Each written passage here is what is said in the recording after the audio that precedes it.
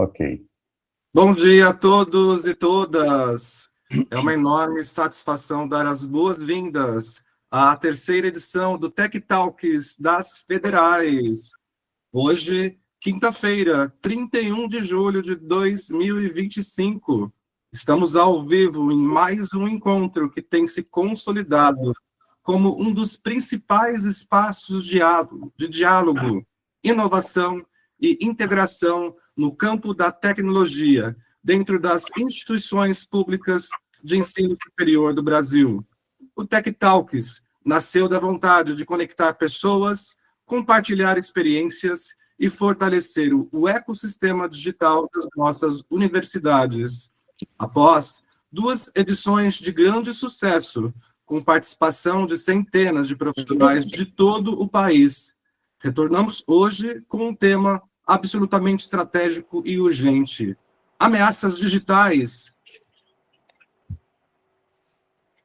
Como as universidades estão se preparando, ou não, em um mercado, em um cenário marcado por ataques cibernéticos cada vez mais sofisticados. É fundamental que as nossas estejam preparadas para proteger os seus dados, suas estruturas e, acima de tudo, sua missão acadêmica. Nosso evento de hoje traz exatamente essa proposta: refletir, aprender e agir. E atenção, diferente do divulgado no hot site, invertemos a ordem das apresentações. Vamos abrir com uma palestra provocadora e profunda com Ítalo Valci, diretamente da Universidade Internacional da Flórida, que trará uma visão crítica e abrangente sobre o cenário da cibersegurança nas instituições federais. Na sequência, teremos um relato técnico poderoso sobre um caso real que abalou a Universidade Federal da Bahia, apresentado por Kleber Mascarenhas, mostrando os bastidores de uma resposta rápida e resiliente a um ataque digital. Convidamos vocês a participarem também ativamente do nosso chat, enviarem perguntas durante todo o nosso encontro e, claro, no final, preencherem um check-in para garantir o seu certificado de participação.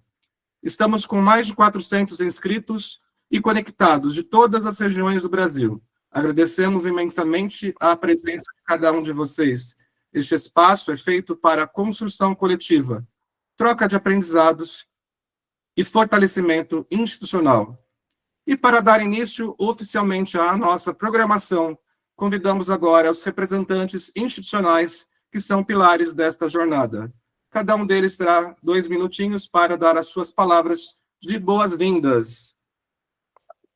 Vamos dar início aqui com a representação do Colégio Gestor de Tecnologia e Informação e Comunicação das Universidades Federais, representando hoje a Lidiane Cristina da Silva. Vamos convidar o professor Rafael Miranda, que é vice-coordenador da região norte da UFPO. Por favor, Rafael. Oi, gente, bom dia. A gente está muito feliz aqui para participar desse talk, né, o nosso terceiro, e a gente está consolidando esse trabalho durante esses meses que a gente vem fazendo, e como foi falado, né, a intenção é que mais pessoas participarem, mais pessoas buscarem conhecimento e trocar essa experiência aqui, né, com os relatos que são compartilhados aqui no talk. Gostaria de agradecer a professora Vaninha, né, a gestora da UFBA, né, por nos apoiar, né, nessa edição de hoje que está acontecendo, e toda a equipe, né, os convidados, ao Valci, ao Kleber, que vão estar falando aqui sobre cibersegurança, vão estar falando sobre um relato de experiência que aconteceu dentro da sua universidade. Isso é muito importante, né, principalmente nesse cenário de cibersegurança. A gente sabe que a gente precisamos nos proteger, nossas infraestruturas, nossos sistemas, e quantos mais os relatos, eles nos ajudam a entender melhor, né, aonde que a gente precisa fechar as portas, onde que a gente precisa estar atento, né, que a gente sabe que hoje essa área de segurança, cibersegurança dentro das universidades é um desafio. Então, fico muito feliz, sejam bem-vindos a todos, e passo a palavra.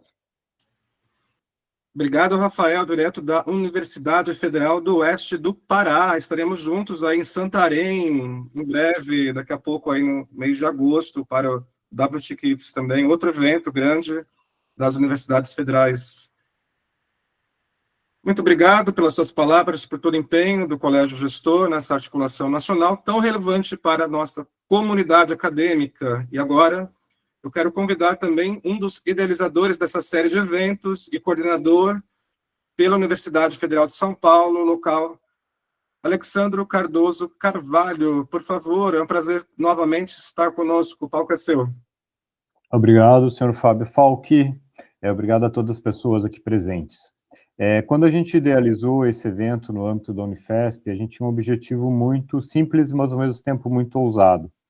Era a partir de um entendimento que a universidade no Brasil hoje é o principal polo de desenvolvimento de conhecimento, de ciência, de tecnologia. Nós que estamos também na universidade, fazendo a universidade e desenvolvendo tecnologia, muitas vezes não tínhamos o mesmo contato com a nossa própria universidade, certo? Eram áreas distintas, isoladas, e que a gente descobriu coisas, às vezes, que foram feitas por nós mesmos, pela nossa própria instituição, quando elas chegavam ao mercado, quando elas viravam um protocolo, um padrão, alguma cena na imprensa, né? Então, a gente começou a discutir assim, que ao mesmo tempo que a gente tinha essa realidade dentro da instituição, a gente também tinha muita vontade de aprender. E também tínhamos também não só de aprender, mas também de mostrar coisas que nós fazíamos para a nossa comunidade. Porque da mesma forma que nós, que estamos na área de TI, sofríamos esse isolamento da área da pesquisa, da área dos docentes, da área acadêmica, a área acadêmica também não tinha noção do que era desenvolvido na universidade pelos seus analistas, pelos seus técnicos, quais tecnologias nós desenvolvíamos e como nós gerávamos um impacto real dentro das nossas instituições. Então, a gente iniciou os Tech Talks na Unifesp com esse objetivo.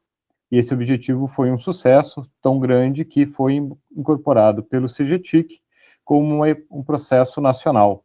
E é muito importante hoje esse terceiro Tech Talk, que mostra o sucesso dessa iniciativa, porque da mesma forma que as universidades, as TIs vivem muitas vezes um isolamento interno, nós também vivemos um isolamento de uma universidade para outra, certo? A gente é muito claro que a gente resolve o mesmo, às vezes temos 60 e poucos problemas, que são as quantidades de IFs que nós temos, e buscamos 60 e tantas soluções, cada uma isolada, cada uma com um esforço imenso das nossas equipes, e nós temos a possibilidade de desenvolver uma inteligência coletiva e desenvolver soluções coletivamente. A autonomia não deve ser sinônimo de isolamento, mas de colaboração.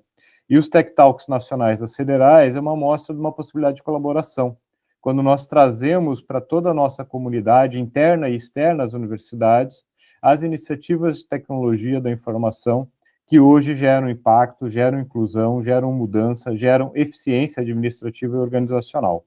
E o tema de segurança da informação hoje, junto com os outros que nós já tratamos, os outros eventos, inteligência artificial, gestão de serviço e qualidade de serviço, é um dos temas base hoje de fazer TI, né? Não só de fazer TI, mas de fazer a vida, certo? Todos nós estamos sujeitos à segurança da informação nos nossos telefones, na nossa vida, no nosso acesso ao Pix, etc., ao banco. E as universidades são chave não só como vítimas, mas como a possibilidade de ser a propulsora de soluções, não só para as próprias universidades, mas também para a sociedade. Então, parabenizo o tema, Fábio Falck, Raquel Miranda, e estamos aí para os próximos, né, que vamos continuar até o fim do ano nesse ciclo de conhecimento. Muito obrigado por todas as pessoas presentes estarem aqui. Gratidão, Alexandro, por esta construção coletiva que já se tornou uma referência no nosso calendário digital. E agora vamos seguir com uma voz fundamental neste cenário, representando a Universidade Federal da Bahia, que nesta edição é coorganizadora desta edição. Convido a professora Vaninha Vieira dos Santos, que é a gestora de Tecnologia e Informação da Federal da Bahia, que traz uma perspectiva de sua universidade que viveu na pele esses desafios de cibersegurança. Por favor, Vaninha, bem-vinda.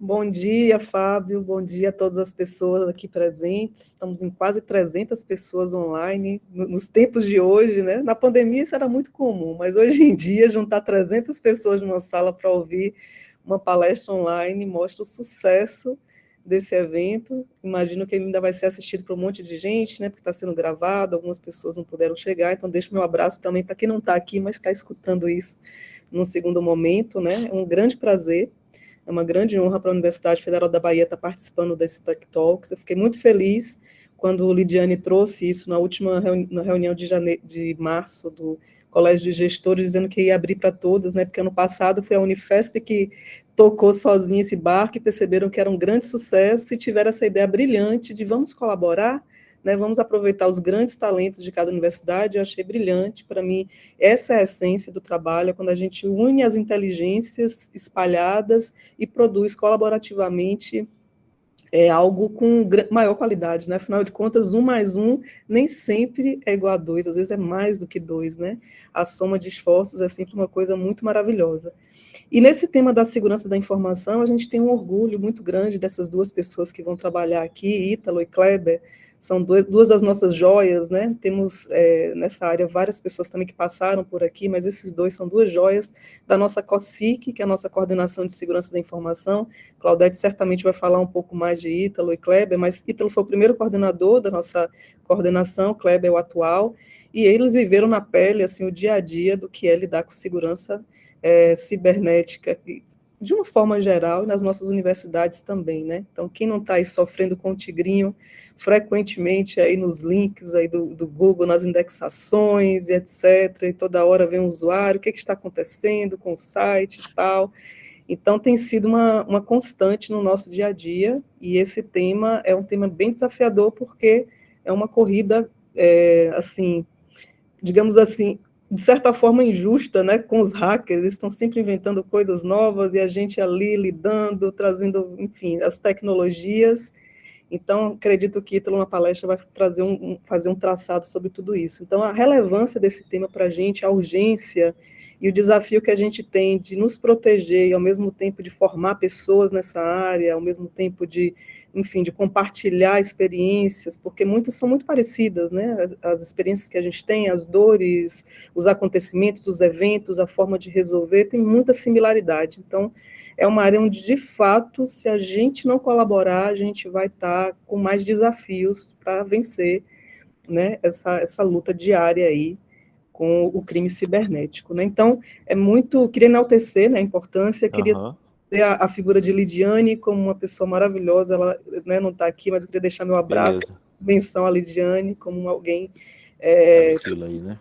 Exatamente. E só agradecer aqui a Adolfo e Claudete, que tocaram, né, a organização desse evento do lado de cá, agradecer, né, e convidar todos nós para continuar a discussão desse tema lá em Santarém, né, Rafael, durante o WTIC IFES, tá bom? Então, um abraço, bom evento para todos vocês. Vaninha, muito obrigado. Nos trouxe aí uma visão comprometida com a transformação e proteção digital das nossas instituições. E, para finalizar este bloco de boas-vindas institucionais, temos a honra de ouvir Claudete Mari Souza Alves. Atualmente, ela é coordenadora da Rede Metropolitana de Salvador, responsável pela indicação dos nossos dois convidados de hoje. Por favor, Claudete, uma palavra sua, por favor. Alô. Bom dia a todos e todas. Estão me ouvindo? Perfeitamente. Estão me ouvindo. Pois é, estou com esse compromisso. Esse evento realmente é de um impacto muito grande, de uma necessidade também. E eu recebi a responsabilidade aqui de apresentar Ítalo, né? Então, eu fiquei pensando como apresentar Ítalo em 2 minutos. É muito pouco tempo, mas eu vou tentar, porque o importante é a gente ouvir o que eles têm a apresentar aqui. Eu digo que é uma tarefa complexa, difícil e fácil ao mesmo tempo, né? Vou simplificar bastante. Hoje, Ítalo é um engenheiro sênior de redes da Universidade na Flórida, né, da Universidade Internacional, e antes disso tudo, Ítalo deixa um legado, né, um legado grande, né, especialmente, eu diria, no POP na UFBA. No POP ele ficou por muitos anos, formando uma equipe, foi analista, foi coordenador geral do POP, né, com sua competência e disponibilidade. Ele criou também o CERT aqui na Bahia, desenvolveu ferramentas de segurança, foi o maior responsável pela criação de 2 grandes eventos, que foi o WTR e o ENSE, que hoje são eventos de sucesso, que são padrões assim para outros POPs e outras instituições. Na UFBA, ele criou a COSIC, que é a Coordenação de Segurança. Ele criou, mas do zero, da proposta de pegar um balde de tinta com o dinheiro dele e pintar a sala no final de semana. É bom que a gente diga isso. Assim ele criou a COSIC, né? Ítalo também tem uma história de militante do software livre, formou um grupo de estudantes no Graco, né? Com administração de redes no Departamento de Ciência da Computação, e isso foi de um impacto, de um resultado fantástico, que até hoje a gente fala disso e tem saudade do Graco, porque era uma iniciativa muito, muito interessante. Mas o melhor de falar de Ítalo é sobre seu compromisso, seu brilho nesses olhos verdes, seu olhar atento para perceber onde e como ele pode contribuir, sempre com muita disponibilidade, dando o melhor de si. Ítalo, sei lá, ele vai mostrar quem ele é daqui a pouco, né? Hoje ele continua produzindo, morando na sua cidade natal, criando seus filhos em ambiente saudável e perto da família. Infelizmente, trabalhando por uma instituição no exterior. Mas quem sabe a gente, depois desse negócio aqui, a gente consegue fazer alguma artimanha para trazer Ítalo de volta para produzir para o Brasil, né? E o resto, gente, eu acho que consultem o Lattes, que ele vai falar tudo sobre Ítalo, sobre toda a produção, né, que ele vem contribuindo. Ontem mesmo assisti uma defesa que ele foi orientador de um aluno nosso, de um analista nosso, e foi brilhante também nessa orientação e nesse trabalho que aconteceu ontem. É isso, né? Bom dia e bom evento para nós todos aqui. Muito bem, obrigado, Claudete. Queria também agradecer aqui pela participação do Adolfo Almeida Duran, que foi o articulador também do evento, junto com a Claudete. Obrigado, Adolfo, né? Bem-vindo aí pelo apoio nesta terceira edição do Tech Talks. E muito bem, né? Vamos então agora para a nossa palestra principal com o Ítalo Valci, né? A Claudete já deu as boas-vindas a ele, né? Já trouxe aí, né, o currículo, né? E se o ataque à Federal da Bahia é um alerta, Ítalo traz um mapa completo do campo de batalha digital. Como responder a essas ameaças cada vez mais sofisticadas, Ítalo, com times e estruturas muitas vezes fragilizadas? O que será que é preciso mudar para garantir a resiliência institucional das nossas universidades? Cibersegurança não é mais um assunto apenas da área técnica, é estratégico, transversal e urgente. Preparem-se agora para uma conversa provocadora, fundamentada e necessária com vocês. Ítalo Valci, a palavra é sua. Obrigado. Bom dia a todos aí. Acredito que vocês conseguem me ouvir e ver os slides, correto? Sim. Perfeito. Excelente. Eu estava me segurando aqui para não quebrar o protocolo, né, e expressar minha gratidão também para a Claudete. Ela foi muito generosa com as palavras, muito carinhosa. Muito obrigado, viu, Cláudio? É uma emoção, uma alegria muito grande ouvir tudo que você ouviu e estar aqui nesse grupo aqui, né, nessas apresentações aqui do Tech Talks, mais de 340 pessoas. Espero que possa ser produtivo para vocês, espero que eu possa compartilhar um pouco das nossas experiências, da nossa visão aí, e que colabore no dia a dia de vocês. Muito obrigado mesmo. Bom, dando início aqui, pessoal, a ideia é falar um pouco sobre as ameaças digitais, né, como as universidades estão se preparando ou não, trazer um pouco do contexto, trazer um pouco das problemáticas. Como o Cláudio falou, hoje eu trabalho na FIU, na Universidade Internacional da Flórida, mas trabalhei mais de 10 anos na UFBA, e aí a gente vivencia várias situações. Ainda continuo colaborando lá, eu costumo brincar com o Cláudio, sou um colaborador aí, eterno aí da universidade. Faço meu doutorado lá na Universidade Federal da Bahia também, e aí a ideia é falar um pouco para vocês dessa visão que a gente tem e a provocação que foi feita, né, de como a gente pode transformar esse cenário. Eu acho que casa bem aqui com a linha final da apresentação do que a gente vai estar abordando. Falando um pouquinho sobre o cenário, tá, pessoal, para que a gente possa ficar todo mundo na mesma página, né? A gente tem um cenário hoje bem desafiador, né, no que tange a cibersegurança, ou a segurança da informação, ou segurança de redes. A quantidade de ataques tem crescido assim, assustadoramente. De 2014 para cá, a quantidade de incidentes de segurança, a quantidade de problemas de segurança E mais importante, né, o impacto que esses incidentes têm trazido, não somente para as organizações, mas para a vida das pessoas mesmo, né, no impacto nas questões financeiras, nas questões de relações interpessoais, empregos, etc., é muito grande, é muito assustador, inclusive, tá? Eu trago aqui algumas notícias, né, de diferentes fontes aí para ilustrar um pouco isso, mas eu acho que o que está no plano de fundo realmente é um cenário muito desafiador. E, por outro lado, também um cenário, principalmente no nosso caso aqui, das universidades federais, um cenário que a gente não tem muitos recursos, né? O recurso financeiro, que a gente vê, inclusive, sendo anunciado aí como uma das armas para combater a segurança, para investir em tecnologia, etc., não é algo que é muito comum nas universidades, né? Então, como é que a gente pode lidar com esse cenário, né? Então, a gente vê aí casos, por exemplo, de ataques a ambientes web crescendo assim de forma vertiginosa, inclusive uma boa parte desses ataques atingindo as APIs desses sistemas, né?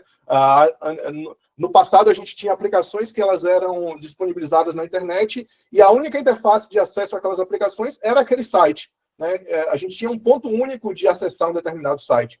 Hoje, um determinado serviço de TI, um determinado site, além do website que ele fornece, muitas vezes ele fornece API para que um dispositivo móvel possa se integrar, para que você possa integrar uma aplicação em outra aplicação.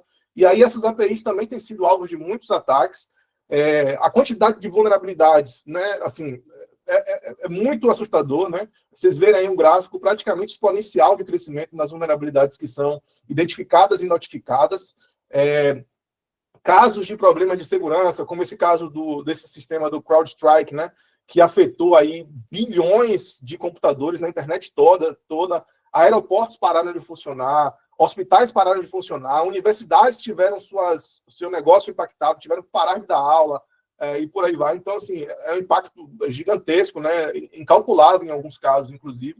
E a própria inteligência artificial, né, que, como foi comentado, facilita muito, tem muitos casos de uso que ajudam a gente, né, no nosso dia a dia, e a generativa, por sinal, assim, é revolucionário o que pode ser feito, mas também tem sido usado do ponto de vista malicioso, né? Então, a gente começa a ver aí casos, por exemplo, como injeção de prompts de IA, para poder tentar subverter o funcionamento da IA generativa e aí, com isso, realizar tarefas ou executar ações que não tinham sido planejadas para serem executadas, e isso para não falar dos casos em que os atacantes utilizam os mecanismos de IA, seja para poder fazer agora um e-mail de phishing, que, assim, sendo honesto, você não tem como diferenciar que é um e-mail maligno, né? Antigamente, a gente costumava dizer, olha, um e-mail de phishing, cuidado, você consegue notar alguns elementos ali, alguns erros de ortografia, um senso de urgência, etc. Hoje, através do uso da IA generativa, você consegue gerar mensagens de phishing que, assim, é praticamente impossível você diferenciar se aquilo é uma mensagem original ou se não é. E isso para não falar do deepfake, né? Que é uma outra coisa que tem acontecido bastante, onde você usa ali elementos visuais, audiovisuais, simulando exatamente a voz da pessoa que você quer se passar por aquela pessoa, ou fazendo um vídeo, construindo um vídeo que distorce um pouco o contexto da situação, mas que usa elementos que quem olha à primeira vista acredita que aquilo ali é real. Então, isso traz um desafio muito grande, né? E ataques direcionados, utilizando esse tipo de artimanha, acabam sendo muito difíceis de serem identificados ou até mesmo de serem contidos, tá? No ambiente acadêmico, isso também não é diferente, tá? Aqui tem algumas estatísticas, eu ocultei aqui algumas informações de universidades que eram brasileiras para não expor e nem degradar a imagem de nenhuma universidade, mas casos, por exemplo, de universidades na Europa que têm sofrido muito com ataques de negação de serviço. Ficou famoso alguns casos de algumas universidades na Holanda, por exemplo, especialmente a Universidade de Twente, em que, depois de alguma investigação, se descobriu que alguns alunos estavam contratando serviço de negação de serviço contra a universidade para poder atrasar o processo de avaliação, né, para atrasar uma prova que estava acontecendo, uma entrega de trabalho, não lembro exatamente agora qual que era a situação, mas após a investigação foi identificado que os alunos estavam contratando o serviço de negação de serviço para impactar a universidade e aí, com isso, enfim, se beneficiar dentro daquela perspectiva que eles tinham, né? Aqui no Brasil também não é diferente, seja porque algum tipo de ferramenta, de software que a universidade utiliza foi comprometido, isso impacta a própria universidade, ou seja porque os próprios sistemas da universidade foram impactados por uma determinada vulnerabilidade, por um determinado ataque, por alguma coisa desse tipo. E por final, pessoal, assim, começar a falar também um pouco sobre a infraestrutura de computação que a gente tem nas universidades aqui no Brasil, e por que não falar também sobre a infraestrutura de rede que a RNP, né, que é a Rede Acadêmica Brasileira, ela fornece para as universidades. Em 2009, a RNP conseguiu capturar uma conversa em um chat desses de atacantes, em que eles conversavam entre si e aí comentavam, olha, a gente precisa infectar algumas máquinas dentro do backbone da RNP, porque a RNP tem um backbone de 100 GB ou de 10 GB na época, e isso aí vai nos dar uma volumetria de ataque de negação de serviço nunca antes vista. Então, você vê que naquela época já se tinha essa visão sobre como você pode explorar esse arcabouço tecnológico que existe dentro das universidades para fins maliciosos. Há alguns anos atrás, quando ficou famoso essa questão de criptomoeda, de blockchain, etc., era muito comum a gente pegar máquinas infectadas dentro das universidades que estavam minerando Bitcoin.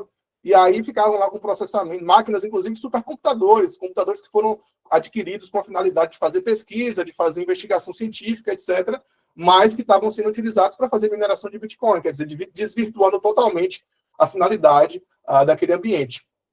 Essas estatísticas aqui, pessoal, é uma estatística do CERT Bahia. Eu tenho muito orgulho de dizer que eu participei da fundação do CERT Bahia. O CERT Bahia é o grupo de resposta a incidentes de segurança na Bahia, né? E aí a nossa constituinte, nosso foco é trabalhar com as universidades, institutos, enfim, todo mundo que está conectado ao sistema RNP na Bahia.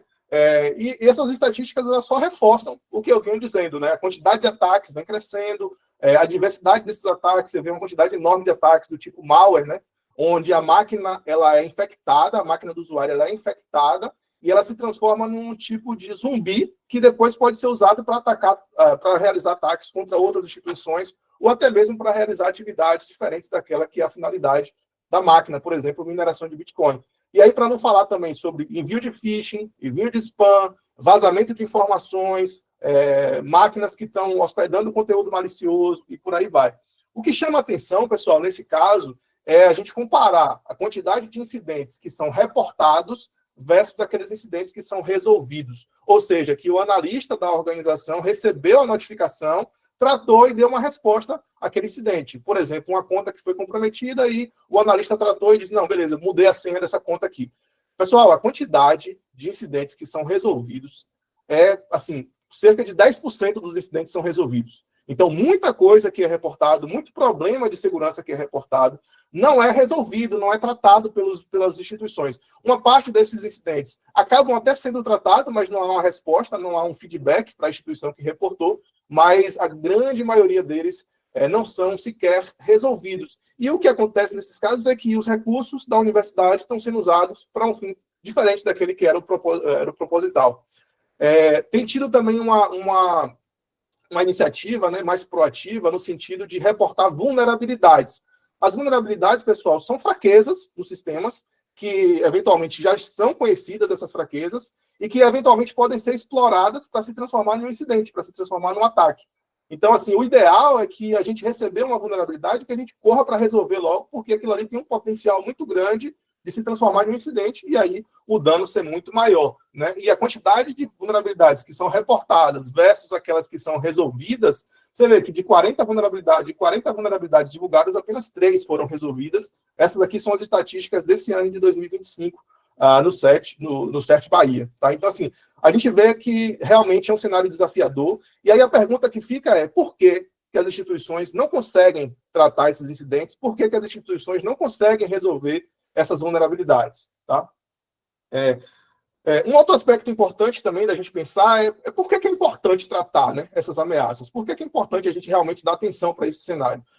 Um aspecto interessante da gente analisar é que, assim, as aplicações do serviço de TI são cada vez mais centrais para o negócio da instituição. Então, no caso das universidades, o negócio da instituição é formar pessoas, ensinar, fazer pesquisa, né, colaborar com a comunidade através dos projetos de extensão.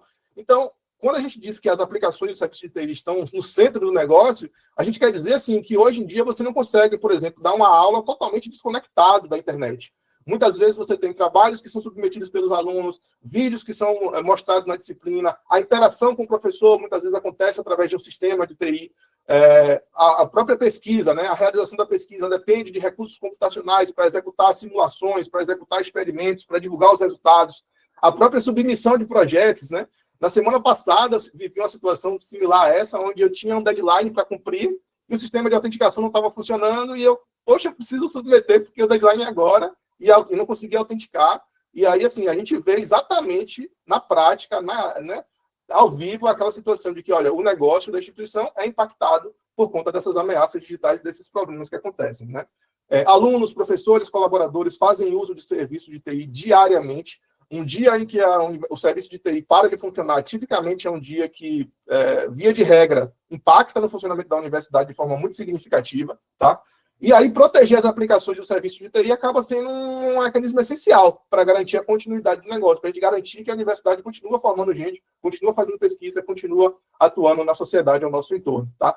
A cibersegurança, ela entra, então, como uma forma de prover essa proteção, essa gestão do ambiente cibernético, e aí a ideia seria a gente combater os ataques cibernéticos, prover maior segurança de redes, prover maior segurança de sistema, tudo que a gente possa adicionar de recurso, seja proativo ou seja reativo, para lidar com esses problemas de segurança, é extremamente essencial, tá? E a organização, ela deve prover uma resposta rápida aos incidentes, atuando de forma proativa, sob pena de comprometer a disponibilidade e impactar a atividade fim, né? Então, no final das contas, o que a gente está preocupado é que o professor possa fazer sua pesquisa, possa administrar sua aula, possa, né, interagir com a sociedade, independente da existência ou não desse tipo de ataque, tá? E aí eu termino dizendo assim, que é curioso a gente pensar dessa forma, mas no fundo, o crescimento na área de segurança, ela é proporcional ao crescimento dos ataques. E o crescimento dos ataques, ele é proporcional à vantagem financeira com que eles oferecem. Então, assim, não é à toa que essas máquinas são infectadas, não é à toa que os sites são comprometidos com determinadas propagandas de determinados grupos de atacante ou hospedando conteúdo malicioso, não é à toa que as máquinas foram utilizadas para fazer mineração de Bitcoin. Sempre tem um viés financeiro por trás daquilo ali, e o impacto que a gente tem, né, na área de segurança, ele é diretamente proporcional a esses ataques. Se a gente não tivesse tendo tanto ataque, se a gente não tivesse tendo tantas situações de incidente de segurança, a gente não estaria com essa atenção e com essa demanda toda na área de cibersegurança. E aí, portanto, se a gente pensar nessa perspectiva, conhecer melhor dos ataques, conhecer melhor dos perfis dos atacantes, conhecer melhor das ferramentas que eles usam e de como lidar com essas ferramentas, acaba sendo crucial, é um divisor de águas para a gente, de fato, conseguir estar um pouco menos na retaguarda aí desses incidentes, tá? Falando sobre os ataques, né, existem vários tipos de ataques. Aqui a gente fala um pouquinho sobre alguns desses vetores, né, de ataques, mas você tem desde casos como, por exemplo, máquinas que estão infectadas com vírus, com malware. Geralmente esses vírus e esses códigos maliciosos em geral, eles têm por finalidade comprometer o funcionamento da máquina, né, desviar o funcionamento da máquina da sua atividade fim, mas tem alguns casos que têm outras finalidades. Por exemplo, casos de máquinas que são infectadas porque o atacante quer um tipo de recompensa, e aí, para obter essa recompensa, ele criptografa todos os dados da máquina. É o que a gente conhece hoje como os ataques de ransomware, né? Que eles criptografam o HD da máquina e depois pedem um resgate. Quando eu trabalhava na UFBA, a gente teve um caso como esse, uma unidade, inclusive, que prestava serviço de saúde para um determinado público-alvo da extensão, foi impactada por esse tipo de ataque, né? E assim, as operações tiveram que ser finalizadas e tiveram que ser suspensas durante alguns dias por conta desse tipo de ataque. Ataques de força bruta, né? Ataques que tentam quebrar os mecanismos de autenticação, ataques que tentam fazer exploração das aplicações web, das APIs, arquivos anexos em e-mails com finalidade maliciosa, né? Com a finalidade de comprometer um determinado computador, ataques de negação de serviço.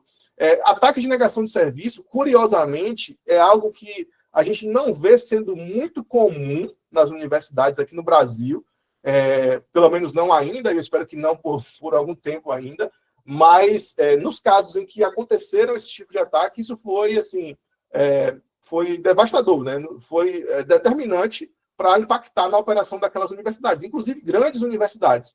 Lá fora, né, na universidade onde eu trabalho, na FIU, a gente tem parceria com várias outras universidades. A gente, na verdade, lá na FIU, coordena um projeto que provê conectividade entre a América Latina e a América do Norte. E agora também a África, né? E aí, nessa interação com várias universidades acadêmicas que a gente tem, uma das coisas que é muito comum a gente observar são justamente esses ataques de negação de serviço. praticamente todos os dias a gente observa ataques de negação de serviço contra alguma dessas universidades que a gente tem parceria. Ano passado, por exemplo, a gente teve que investir uma boa quantidade de dinheiro comprando soluções de mitigação desse tipo de ataque, porque estava impactando de forma muito significativa a operação dessas universidades. Aqui no Brasil a gente não vê muito isso, mas os casos que a gente vê, eles são, assim, devastadores. E aí o recado que fica disso é que, olha, apesar de não ser comum, a gente precisa estar preparado, a gente precisa se preparar, a gente precisa conhecer quais são os mecanismos que a gente tem, tanto para identificar quanto para conter, e aí, uma vez que a gente tiver uma situação que nem essa, a resposta ela acontece de uma forma muito mais rápida, sem impactar nos recursos da universidade em si, tá? Esse outro slide aqui, ele mostra um cenário que é um cenário de vulnerabilidades. Esse gráfico aqui é o gráfico de... um gráfico de portas em abertas, né, através do projeto Shadow Server, e se você observar, o Brasil é em quarto lugar na quantidade de vulnerabilidades que são identificadas no ambiente. E aí você tem vulnerabilidades de vários tipos, por exemplo, a CWMP, que é um protocolozinho para você fazer autoconfiguração naqueles roteadores domésticos, né? Até um alerta que eu queria dar para vocês tomem cuidado, se preocupem em atualizar, em manter atualizados sempre os roteadores domésticos que a gente tem na nossa casa, porque, via de regra, eles são alvos desse tipo de ataque e acabam sendo comprometidos para poder ficar sendo utilizados para fazer outros tipos de ataque na internet, tá? Outro aspecto interessante desse gráfico é a quantidade e a variedade de IPs únicos que a gente tem realizando esse tipo de ataque, né? O que mostra que, assim, os atacantes eles têm acesso a uma infraestrutura que é uma infraestrutura de riquíssimo poder computacional. Tipicamente, são máquinas que estão hospedadas na cloud, e essa cloud, muitas vezes, é utilizada através para finalidade de ataques a outras instituições, tá? Ataques ao sistema de autenticação, né? A autenticação, a gente sabe, né, a primeira barreira para qualquer sistema que fica exposto na internet. Então, se o sistema precisa oferecer dados que são sensíveis ou que precisam de algum tipo de validação, de identificação, etc., a autenticação ela é a primeira barreira de proteção, tá? E aí, por ser essa primeira barreira, ela também acaba sendo alvo de muitos ataques na internet. E aí a gente tem ataques, por exemplo, ataques de força bruta, que são aqueles ataques utilizando técnicas de fuzzing, que tentam quebrar ali qual que é a senha do usuário, né? Ataques de dicionário, que tentam combinar informações sobre a personalidade, sobre as características do usuário, para tentar ter acesso às credenciais daquele usuário. Acontecem muito casos de reuso ou informações que foram vazadas na internet, e como a gente tem uma tendência a reutilizar as mesmas senhas, né? Acaba que um vazamento de um banco de dados, como a gente vê aí vários bancos vazados naquele site Have I Been Pwned, muitas vezes essas mesmas credenciais acabam sendo reutilizadas pelos professores, pelos alunos, pelos pesquisadores nas suas contas da universidade. Então, é interessante, é importantíssimo que a gente, enquanto equipes de segurança, enquanto equipes de TI das universidades, que a gente fique atento também a essas situações em que, muitas vezes, o vazamento que aconteceu não foi nem no vazamento da sua universidade, mas pela questão do reuso de senhas, muitas vezes aquilo impacta dentro da própria universidade. Quais são as proteções para esse tipo de caso? Se fala muito sobre política de senha. Assim, de fato, é importante a gente ter uma política de senhas. Essa política de senhas, a finalidade básica dela, na minha visão, é sempre a gente tentar elevar um pouco mais a qualidade das senhas que são utilizadas pelos usuários, né? É muito comum que os usuários tendem a escolher coisas que sejam fáceis de lembrar, como data de nascimento do filho, da filha, do namoro, etc. Ou nomes, alguns nomes que atingem algum gatilho mental para ele. Mas a gente, enquanto organização, a gente precisa pensar em como a gente pode melhorar a qualidade dessas senhas, e aí uma política de senhas nos ajuda a definir melhor essa qualidade das senhas que a gente está permitindo.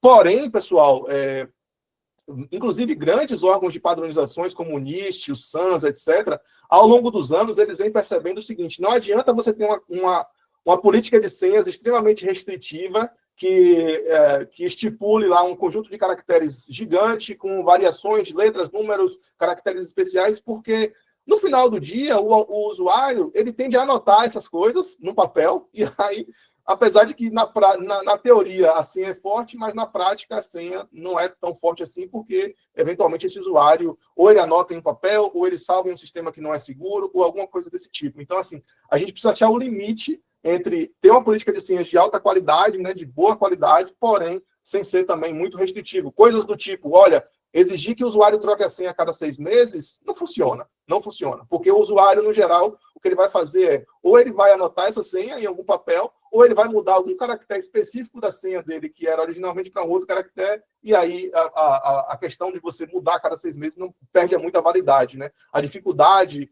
e o uso, né, a facilidade de uso desse tipo de técnica acaba sendo bem baixa a efetividade, tá? No geral, o que se recomenda é múltiplos fatores de autenticação. Esse é um caminho sem volta, tá? É um caminho que a gente não tem como retroceder. Geralmente, estima-se aí que mais de 40% dos ataques seriam evitados pelo uso de autenticação de múltiplos fatores. Autenticação de múltiplos fatores, basicamente, pessoal, é aquele tipo de autenticação em que você loga no site, você coloca seu usuário e senha, mas na parte seguinte, antes de você ter acesso em si, você precisa confirmar que você é você mesmo. Tipicamente, ele te envia um SMS, onde você coloca um código ali de 6 números, ou você aperta um botãozinho no seu celular para poder confirmar que é você mesmo.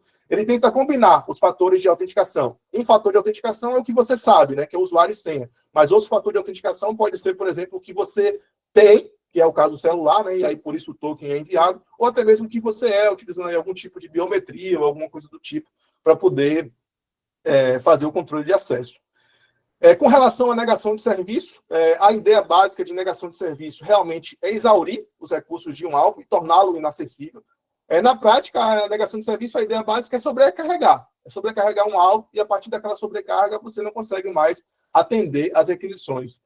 Não necessariamente existe nada de mudança de integridade ou de impacto na integridade dos sistemas quando você tem um ataque de negação de serviço. Geralmente, o objetivo do ataque de negação de serviço é parar o funcionamento daquele ambiente, tá? E aí eu trago alguns números aqui que são interessantes a gente analisar, né? Por exemplo, algumas estimativas mostram que o custo para você contratar um ataque de negação de serviço por uma semana gira em torno de $150. E existem vários sites, o pessoal costuma chamar de DDoS Busters, né? Que são sites que vendem isso como serviço. Você paga um valor, $150 nessa estimativa aqui, e aí você consegue contratar um ataque de negação de serviço durante uma semana. Então, a gente vê o quão fácil, né, entre aspas, é você ter um cenário como esse de ataque, tá? Ano passado foi registrado uma média de mais de 2.000 ataques de DDoS por dia. Em média, 1/3 do downtime das instituições é devido ao ataque de negação de serviço, quer dizer, 30% das vezes que a instituição ficou indisponível foi por um ataque de negação de serviço. E 5,6 terabits por segundo foi o maior ataque de negação de serviço registrado. Aqui a gente está falando sobre ataques de negação de serviço, que são ataques que eu chamo de volumétricos, tá, pessoal? Mas existe uma outra categoria de ataques de negação de serviço que tem ficado muito comum recentemente, que são os ataques que eles chamam de ataques de negação de serviço lento, ou slow DDoS. Basicamente, são ataques em que ele não tenta mais exaurir a capacidade do servidor ou do link, mas ele tenta mandar requisições que forçam com que o servidor fique ocupado por um longo período de tempo, de forma que o encadeamento dessas requisições faz com que o serviço fique indisponível.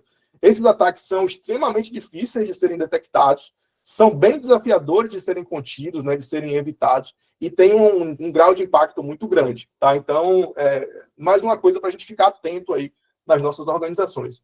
E como é que a gente se prepara? Como é que a gente se defende de um cenário como esse? Tá? Eu costumo dizer, de uma forma bem simples, que existem 3 mecanismos para a gente se proteger em cibersegurança em geral, né? Geralmente a gente usa isso como um pilar mesmo, tá? Então são 3 pilares: o pilar das pessoas, dos processos e da tecnologia. Falando sobre a questão dos processos, inclusive aqui aproveitando que a gente está no fórum das instituições federais, das instituições públicas, existe um conjunto de instruções normativas e um conjunto de normas, decretos de lei, etc., que nos ajudam, nos guiam em como a gente pode implementar gestão de segurança na nossa instituição. Eu trouxe aqui como destaque a Instrução Normativa 01 e o Decreto de Lei 9.637, que eles falam de 2 aspectos importantes, né? A norma complementar, a Instrução Normativa 01, ela tem várias normas complementares. A ideia dela, básica, é estruturar a gestão de segurança da informação nos órgãos e entidades da administração pública federal. Embora ela seja focada na administração pública federal, as recomendações que ela traz são muito interessantes e podem ser adotadas por outras esferas também, tá? Mas a gente que é de instituição federal, a gente meio que tem uma obrigação em cumprir com essas instruções normativas. E aí eu destaquei aqui 3 instruções normativas: a norma complementar 05, a 08 e a 21. A 05, ela fala sobre a criação das equipes de resposta a incidentes. é importante, é imprescindível que a gente tenha pessoas que vão ser responsáveis pelo tratamento de incidentes. Daqui a pouco eu vou falar um pouquinho sobre o modelo em que isso pode ser adotado, mas é interessante a gente constituir as equipes de resposta a incidentes.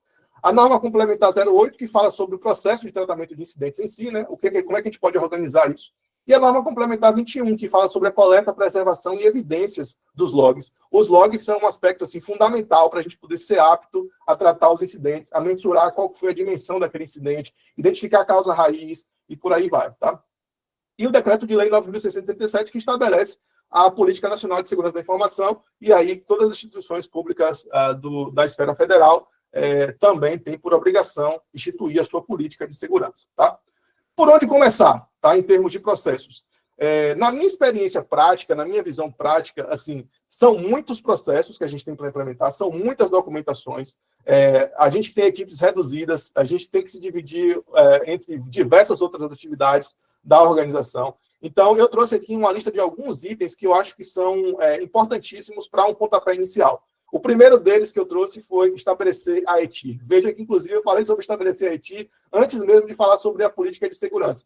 Mas estabelecer a ETI ela é importantíssimo. Por quê? Porque a partir da ETI estabelecida e do processo de gestão de incidentes, você vai começar a coletar métricas, você vai começar a ter estatísticas, a ter uma visão situacional de como está a sua organização, e a partir dessa visão situacional, inclusive, você pode recorrer à alta administração para poder pedir recursos, pedir investimentos, ou pedir ferramentas, ou pessoas, ou coisas do tipo, tá? Então, na minha opinião, o estabelecimento da ETI, ela é o primeiro passo, o passo mais importante. Existem vários modelos que você pode seguir para estabelecer a sua equipe de tratamento de incidentes. Você pode, por exemplo, ter um CSIRT de crise, onde a sua equipe se junta para trabalhar com segurança no momento de uma crise, né, no momento de um incidente ou de alguma coisa desse tipo. Você pode ter um modelo de dedicação parcial, onde as pessoas fazem isso, mas fazem outras coisas na instituição também, ou você pode ter um time exclusivo. A escolha do modelo depende muito da disponibilidade de pessoas e também do nível de maturidade de segurança que a sua instituição possui ou que você quer possuir, pensando na perspectiva aí de médio e longo prazo. Uma vez que a ETI estiver estabelecida, é importantíssimo que você gere um documento, um processo de gestão de incidentes, onde você possa dizer quais são as categorias de incidente, quais são os seus clientes, quais são os domínios da universidade, quais são os IPs da universidade, como é que você vai tratar aqueles incidentes. Inclusive que você documente o processo de mitigação de incidentes. Já aconteceu, por exemplo, na universidade, casos em que a gente tinha um sistema que foi invadido, que foi atacado, mas aquele sistema ele era tão importante para a universidade que a gente não podia tirar do ar.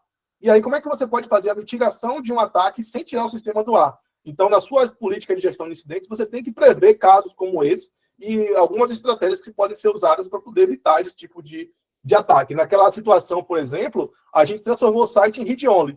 Então, o site não tinha nada de escrita, ele continuava acessível, mas não tinha nada não podia ser atacado, não podia ser modificado o seu conteúdo, enquanto a gente estava trabalhando na solução definitiva, tá? Outro aspecto importante é a gestão de ativos e a gestão de vulnerabilidades. É importantíssimo que a gente faça a gestão de vulnerabilidades.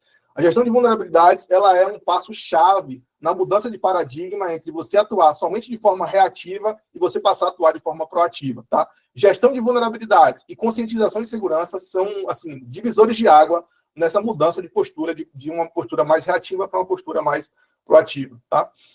E aí, por fim, eu falo também sobre identificar e documentar plano de continuidade de negócio, né? Plano de recuperação de desastre para alguns serviços que são críticos. Isso é importante porque a gente nunca sabe quando vai ser comprometido, quando um incidente grave vai acontecer. Então, se você puder mapear o plano de recuperação de desastre para serviços que são críticos, você não precisa fazer isso para todos os serviços, mas principalmente para aquele que é mais crítico. Isso é importantíssimo, tá? E gestão de riscos. A gestão de riscos também vai te dar uma visão um pouco mais proativa da situação da organização e, eventualmente, até priorizando alguns desses ambientes que são mais críticos, tá? Eu trouxe aqui como exemplo, pessoal, um dos processos que é proposto pelo NIST para você poder fazer a gestão de incidentes. Durante a época que eu trabalhava na UFBA, a gente chegou a desenvolver uma ferramenta chamada Traíra, né? O Traíra era uma sigla para tratamento automatizado de incidentes de redes. A nossa ideia foi mapear esse fluxo que vocês estão vendo na tela dentro de uma ferramenta para que eu pudesse, uma vez que eu sei como tratar um incidente, que eu pudesse mapear um conjunto de scripts, um conjunto de passos de automação, para que aquele incidente ele entre naquela ferramenta e ele saia com os resultados do tratamento. Sendo esses resultados ações de pós-incidentes, bloqueios ou contenções, limpeza de máquina, notificação de equipe de campo para poder passar um antivírus, o que quer que seja, né? A gente conseguiu mapear um conjunto de incidentes. E vejam, né? Nem todos os incidentes podem ser automatizados. Muitas das coisas que a gente tinha no nosso ambiente lá não eram automatizadas. Precisava de uma análise do analista para poder identificar o que foi. Por exemplo, casos em que a gente precisava fazer análise forense. Você teve um sistema que foi invadido e você precisava de um especialista para fazer uma análise forense daquele incidente e identificar qual foi a causa, qual foi a vulnerabilidade que foi explorada, qual foi o ponto de entrada, o que precisa ser feito de ações pós-incidentes. Vai ter que atualizar o sistema X, vai ter que implementar um novo controle de segurança. Então, boa parte desses incidentes não eram automatizados, mas a grande maioria deles, sim, era automatizado utilizando essa ferramenta do Traíra. Mas, de toda sorte, pessoal, assim, o documento da gestão de incidentes, não necessariamente você precisa fazer ele de forma automatizada. A ideia só é que você possa mencionar quais são as fases e, a partir dessas fases, você tomar ações de preparação. Por exemplo, você só consegue tratar um incidente de segurança se você tiver log. Então, na hora que você escreve o processo de gestão de incidentes, é o momento em que você revisa o seu ambiente e você consegue identificar, olha, eu preciso começar a fazer log, por exemplo, do sistema de autenticação.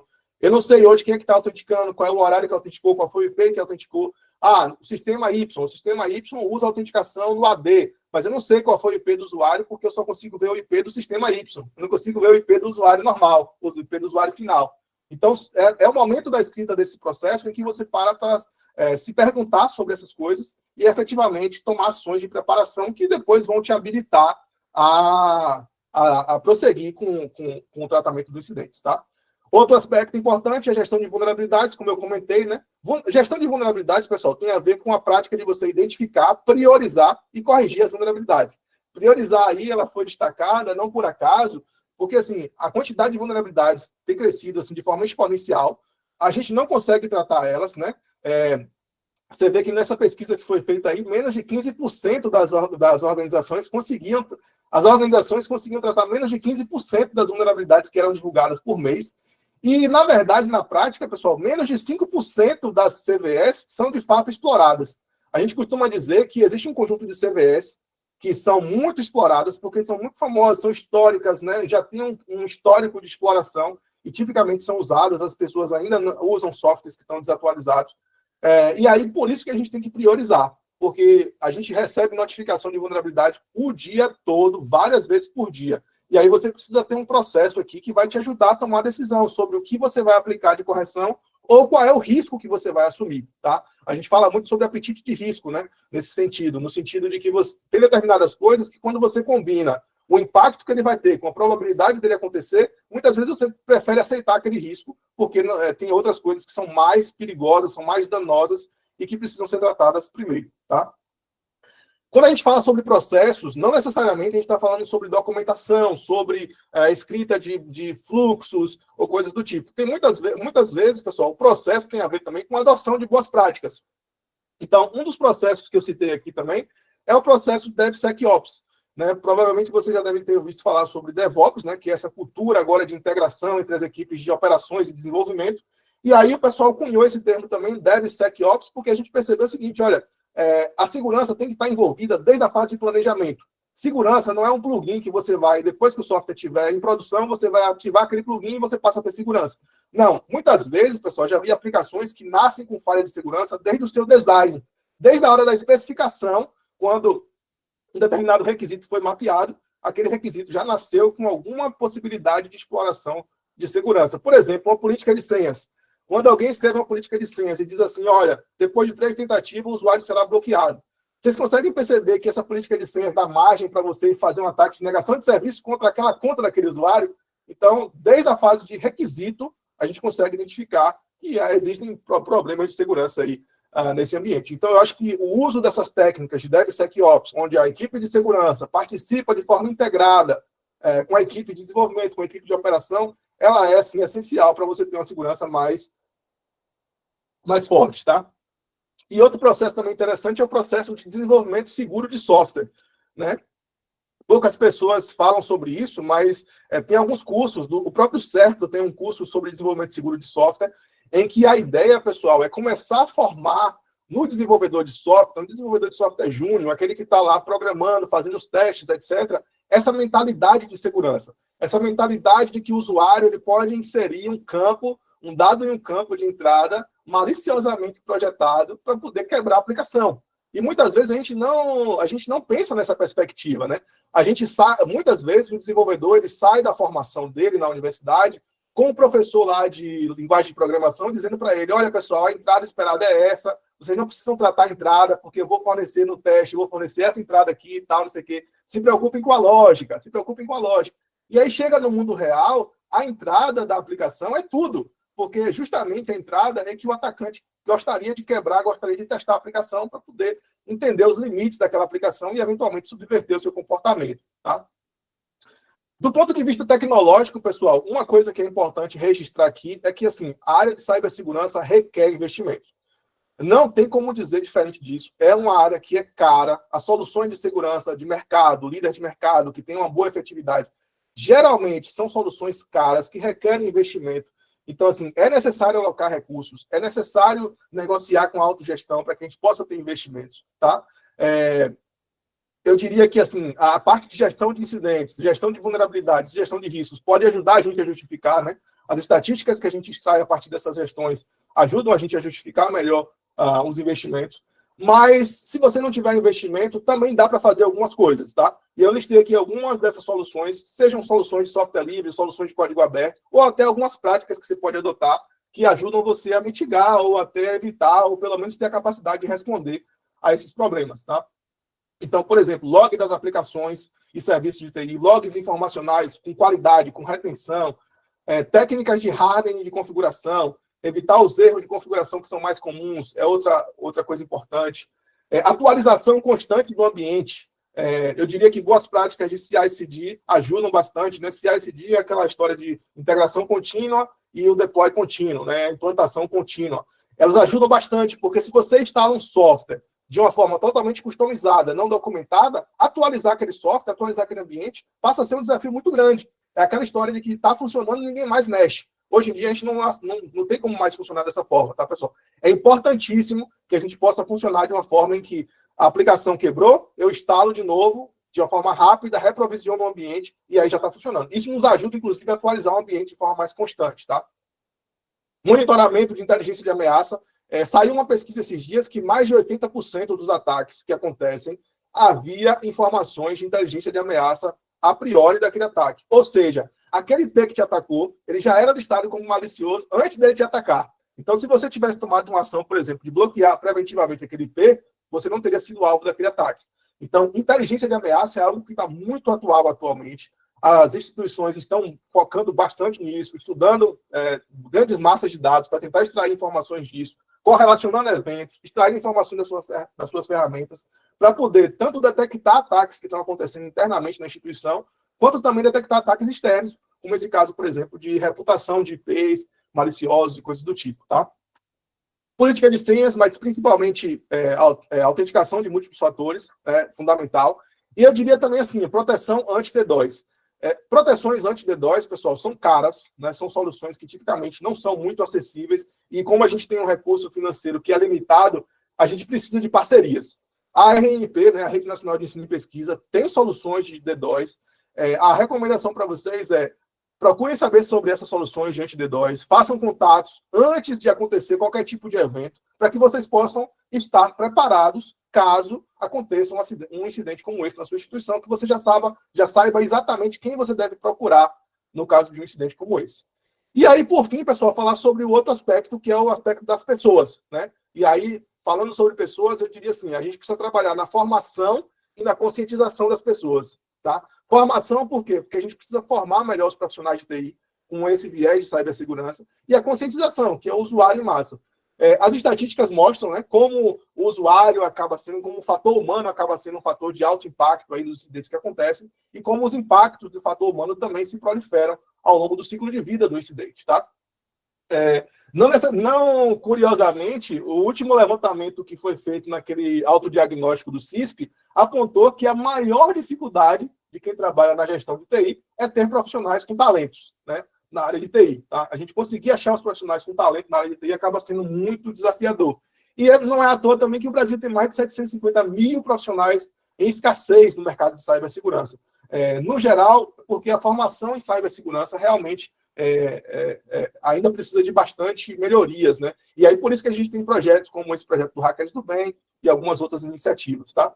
Então, em termos de conscientização em cibersegurança, a gente precisa estabelecer um plano de comunicação e conscientização, campanhas internas utilizando uma linguagem acessível, uma linguagem fácil de se absorver pelos usuários, campanhas direcionadas para os maiores focos dos incidentes, campanhas de phishing para tentar medir a capacidade de identificação, os exercícios, né, de cibersegurança, onde você divulga propositalmente uma campanha de phishing e verifica quantos usuários te reportaram aquela campanha, quantos usuários conseguiram identificar que aquilo ali era um phishing mesmo, né? É um exercício prático que pode ser feito, tá? E treinamentos em cibersegurança como parte da carreira profissional e da vida acadêmica. Lá na universidade que eu trabalho, por exemplo, todo ano a gente tem que fazer 3 treinamentos. Um treinamento para identificar pessoas que estão em alguma condição de vulnerabilidade mental, um outro treinamento contra ameaças, né? E lá nos Estados Unidos é muito comum isso, essas ameaças, atentados, etc. E o terceiro treinamento é sobre cibersegurança. Todo mundo, todo ano, tem que fazer um treinamento sobre cibersegurança. Você tem a opção de responder algumas perguntas antes, mas se você não acertar as perguntas, aí você tem que fazer mesmo as aulas, tem que responder as perguntas. É um treinamento meio que obrigatório que a gente tem que fazer para poder entender melhor da área de cibersegurança, tá? E aí, caminhando para o final, pessoal, aqui da apresentação, falando sobre formação em cibersegurança, o que a gente precisa, né? Na verdade, a gente precisa, assim, descobrir quais são as melhores práticas para tratar os incidentes, como aplicar o hardening e as boas configurações no serviço de TI, como desenvolver software de forma segura, como adicionar requisitos de cibersegurança. Quer dizer, tem uma série de desafios aí que a gente precisa responder para poder formar em cibersegurança. Por conta desses desafios, pessoal, eu tenho dedicado, desde 2023, eu tenho dedicado meu trabalho de doutorado a desenvolver um framework que, na minha visão, ele é transformador nesse sentido, tá? A nossa ideia é montar uma infraestrutura que ela possa ser usada para capacitação prática em cibersegurança, para que os profissionais de cibersegurança possam usar essa plataforma e testar na prática, ter contato na prática com os incidentes de segurança mais comuns, com os ataques, com as ferramentas, etc. E os estudantes, que o professor, uma das dores que a gente percebe muito comum nos professores que ensinam cibersegurança é onde é que eu vou usar e praticar com meus alunos. E aí muitos professores acabam optando por ter aulas mais teóricas, porque não tem um ambiente para poder testar e para poder ensinar na prática algumas das técnicas para esses estudantes. Então, a gente vem se concentrando em desenvolver essa plataforma, o Hacking SDN. O objetivo, basicamente, é prover uma infraestrutura programável em testbed para o ensino de redes de cibersegurança, tá? A gente já desenvolveu essa ferramenta está disponível. A ideia básica é que a gente usa o cluster Kubernetes por baixo da plataforma, e aí isso nos dá uma escalabilidade assim, fantástica para poder a gente abarcar uma grande quantidade de usuários. E a gente usa aí tecnologias dos vários tipos, detecção de ameaças, inteligência artificial, cenários de ataque, simulador de defesa, simulador de ataque, orquestração de redes, e por aí vai, para poder tentar fornecer um ambiente mais realístico possível para os estudantes. A ideia básica dessa plataforma é fornecer laboratórios virtuais em escala, né, com recursos avançados de experimentação e um modelo de criação de conteúdo baseado em economia compartilhada. A ideia é que as pessoas que estão produzindo conteúdo, produzindo laboratórios, produzindo cursos, elas possam ser monetizadas dentro da plataforma para poder incentivar com que esses cursos, com que esses laboratórios sejam sempre atualizados, tá? Os diferenciais da plataforma, escalabilidade, como eu falei, economia compartilhada, cenários realistas, né, com práticas e ferramentas de mercado, várias ferramentas de mercado a gente conseguiu incorporar dentro da plataforma. Está aqui a cara da plataforma, ela funciona integrada na Café, o que significa que vocês, todos vocês, podem usar o login de vocês institucional para acessar o ambiente e começar a utilizar, né? Já funciona integrado com dispositivo móvel, o que significa que o professor na sala de aula, lá, mesmo que não tenha computador na sala de aula, mas se ele quiser, os alunos podem abrir o celular e já começar a fazer a prática daquela disciplina usando o próprio celular dos professores, tá? A gente fez uma validação preliminar, foram mais de 1.200 execuções, quase 160 usuários cadastrados na plataforma, em cerca de 6 meses de uso. Foram mais de 16 laboratórios produzidos de forma compartilhada, né? Pessoas diferentes produzindo laboratórios diferentes. E aí a gente tinha lá laboratório de exploração de binário, laboratório de análise de malware, laboratório de redes, laboratório de negação de serviço, uma série de ambientes. E a aceitação do público foi muito interessante, né? A gente, inclusive, 2 semanas atrás, a gente estava no congresso da SPC e a gente foi agraciado com a premiação do selo de inovação em 2º lugar em todos os trabalhos da área de computação no Brasil. Quem pode usar? Universidades podem usar, instituições podem usar. A gente agora está numa fase de transição, né? A gente era um grupo de trabalho do projeto Hackers do Bem, e a gente está passando agora para ser para tentar integrar essa plataforma junto com um laboratório multiusuário da RNP, e aí a gente está buscando formas de manter a sustentabilidade do projeto e o modelo de negócio. Mas hoje, se vocês quiserem usar, vocês já podem usar esse QR Code que está na tela, ele leva ao site do ambiente, e aí lá no site você consegue clicar no dashboard e passar a utilizar isso aí no seu ambiente, tá?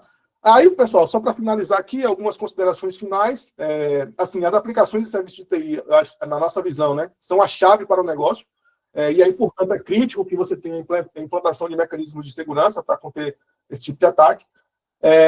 A gente percebe um crescimento muito grande aí de integrações ad hoc, né? Eu chamo de integrações ad hoc, mas são aquele ambiente em que você implementa o serviço de TI sem necessariamente consultar o seu departamento de TI da instituição.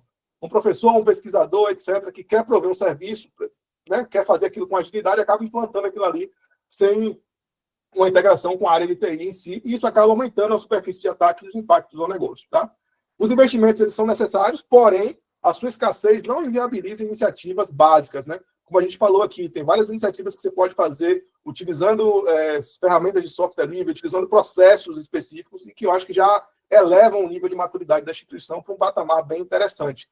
E, por fim, pessoal, algo que eu realmente acredito e que eu venho trabalhando já tem 2 anos nesse sentido, é que eu acho que capacitação e conscientização em cibersegurança são divisores de água, são aspectos chaves para que você possa, de fato, sair desse cenário em que você sofre ataques, em que você sofre incidentes todos os dias, para um cenário um pouco menos caótico. Tá? Ele não vai deixar de acontecer, os incidentes vão acontecer, vão continuar acontecendo, mas para você estar preparado, para você poder responder rapidamente, você tem que ter uma equipe capacitada e usuários conscientes sobre os aspectos de cibersegurança, tá?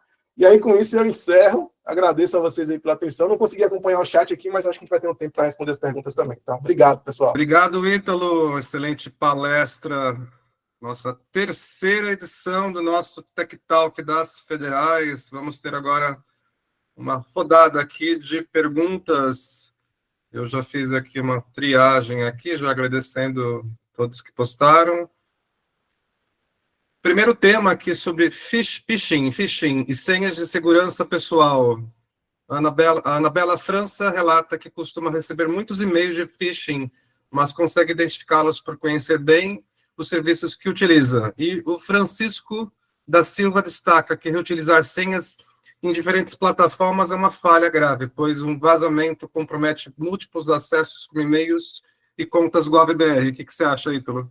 Eu super concordo, super concordo. Realmente a fala de que você conhecer as aplicações e conhecer o contexto ajuda muito a você identificar o phishing. Eu costumo brincar assim, se você receber um e-mail que está te pedindo alguma coisa, para e pensa por alguns segundos, que certamente você vai conseguir identificar que aquilo ali é uma campanha maliciosa. Isso acontece com todo mundo, tá, pessoal? Eu já tive situações em que eu estava vendendo, por exemplo, algum equipamento, recebi um e-mail do nada dizendo, olha, coloque aqui a sua conta de acesso da Google. E aí eu quase ia colocando, aí depois eu parei e pensei, peraí, por que eu tenho que colocar? E aí, assim, a gente poder ter um pouco de discernimento, de parar, pensar e tomar essas ações realmente é diferencial. E, assim, esse cuidado com as senhas realmente, né, de você poder...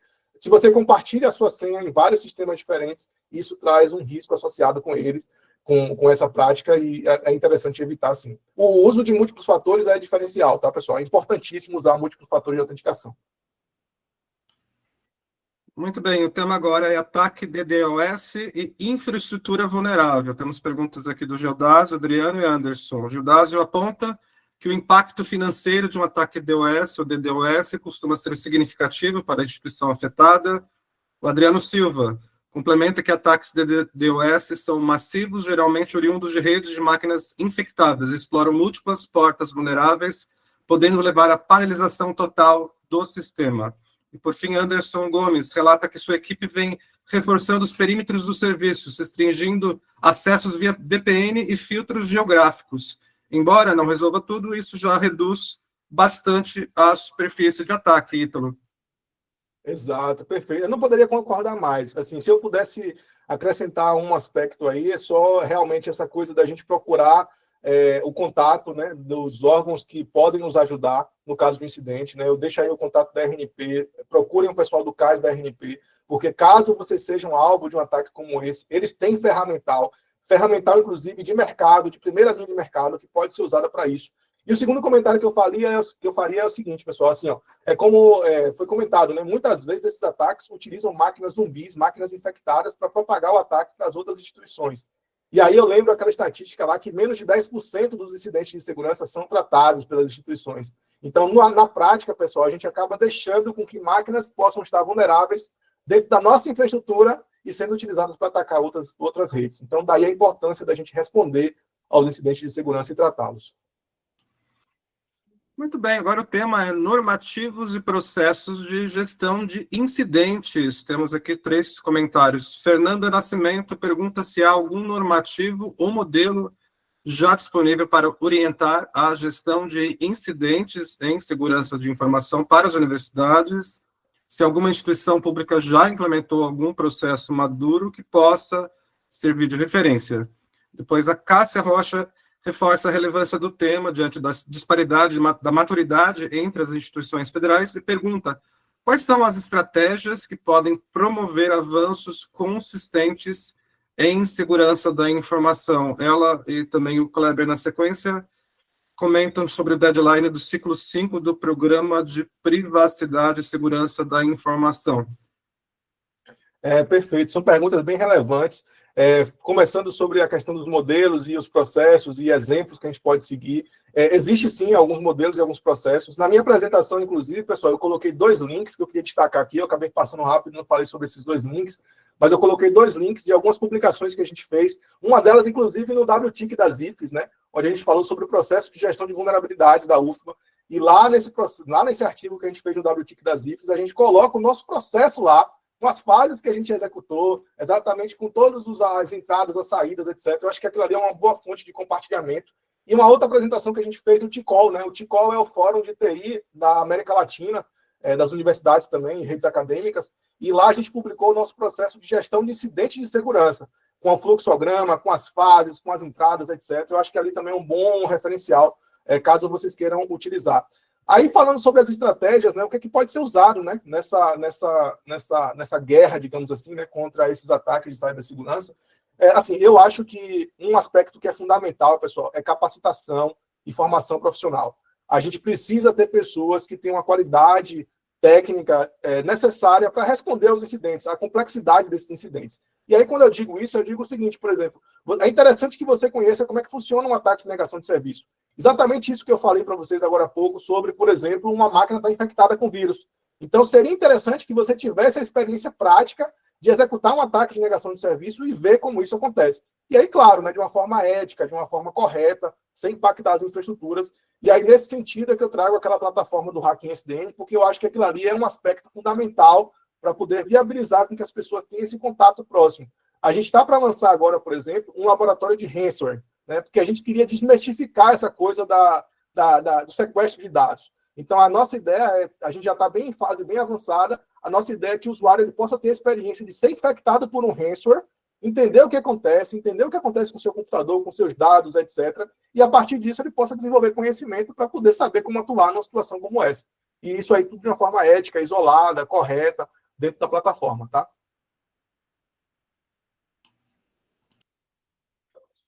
Muito bem, agora o tema é desenvolvimento seguro e capacitação. O Francisco pergunta quais seriam as bases mínimas de segurança da informação que um desenvolvedor precisa dominar para garantir o desenvolvimento seguro das aplicações. Augusto Silva complementa, pergunta se as aulas do programa Hackers do Bem são ofertadas online. Tá, começando de trás para frente, são ofertadas online, sim. Inclusive, está com a inscrição aberta, estava até poucos dias atrás, a inscrição estava aberta para as novas turmas. O treinamento é todo online. A Escola Superior de Redes também tem cursos nessa linha, né, de desenvolvimento seguro, de segurança de aplicações, pentest de aplicações. A gente, inclusive, ministra um curso lá de pentest de aplicações na Escola Superior de Redes. Eu deixo aí o convite a todos.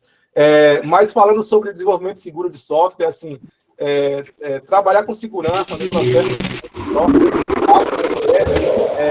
uma pluralidade muito grande, né? Você tem que ter conhecimentos aí de várias áreas, mas eu digo assim, algo que é fundamental no desenvolvimento de software é a validação de. A gente precisa ser bastante criterioso, bastante detalhista nas validações de entrada dos usuários, que a maioria dos ataques, eles de alguma forma exploram as entradas de usuário para comprometer o funcionamento da aplicação. Vários ataques também são mais avançados, né? Não são somente de entrada de usuário, mas assim, a grande maioria deles, mais de 90% dos ataques, de alguma forma compromete a entrada de usuários. Então, ter mecanismos de validação de entrada, de checagem de corretude, filtros, né, que a gente pode aplicar, como alguém comentou, né, que faz filtro de VPN para não permitir, baseado na geolocalização. São medidas excelentes, porque de alguma forma já diminui a superfície de ataques e os riscos da instituição. Muito bem, agora o tema é protocolos e mitigação técnica. O Esdras Caleb questiona se o uso de cookies de TCP ajuda a reduzir ataques ou se as ameaças digitais ultrapassam esse protocolo. Infelizmente ultrapassam, né? Assim, o uso de cookies do TCP, o uso de algumas outras técnicas que foram sendo incorporadas na rede, nos protocolos de rede, né? São muito interessantes, são muito válidas, mas os atacantes eles acabam descobrindo uma forma de burlar isso. Os ataques de TCP, por exemplo, já são menos comuns, né, de acontecerem, né? Tipicamente, quando acontece um ataque de TCP, é um ataque de TCP Synflood ou coisas do tipo, mas geralmente, via de regra, o pessoal consegue burlar esse tipo de proteção e aí conseguir ter acesso à vítima em si, né? Isso acontece, pessoal, assim, porque fundamentalmente, quando a internet foi criada, existia um excesso de confiança nos protocolos. Então, geralmente, você confiava com que a pessoa que estava te enviando o pacote era quem ela dizia ser. O modelo de funcionamento, o modelo de confiança que é adotado na internet, ele é muito, né, baseado realmente na confiança, né, em acreditar que os dados que estão sendo trocados ali são legítimos, em vez de ter mecanismos de validação. Os protocolos têm evoluído bastante, cookies de TCP, os cabeçalhos do HTTP, né, cabeçalhos de segurança do HTTP são muito interessantes, previnem bastante os ataques, mas infelizmente não previnem todos, né? Eu diria assim, que para a grande maioria dos ataques, eles são importantes, mas ataques que são mais avançados, tipicamente eles conseguem burlar esses mecanismos de proteção. O tema agora é gestão de senhas e boas práticas pessoais.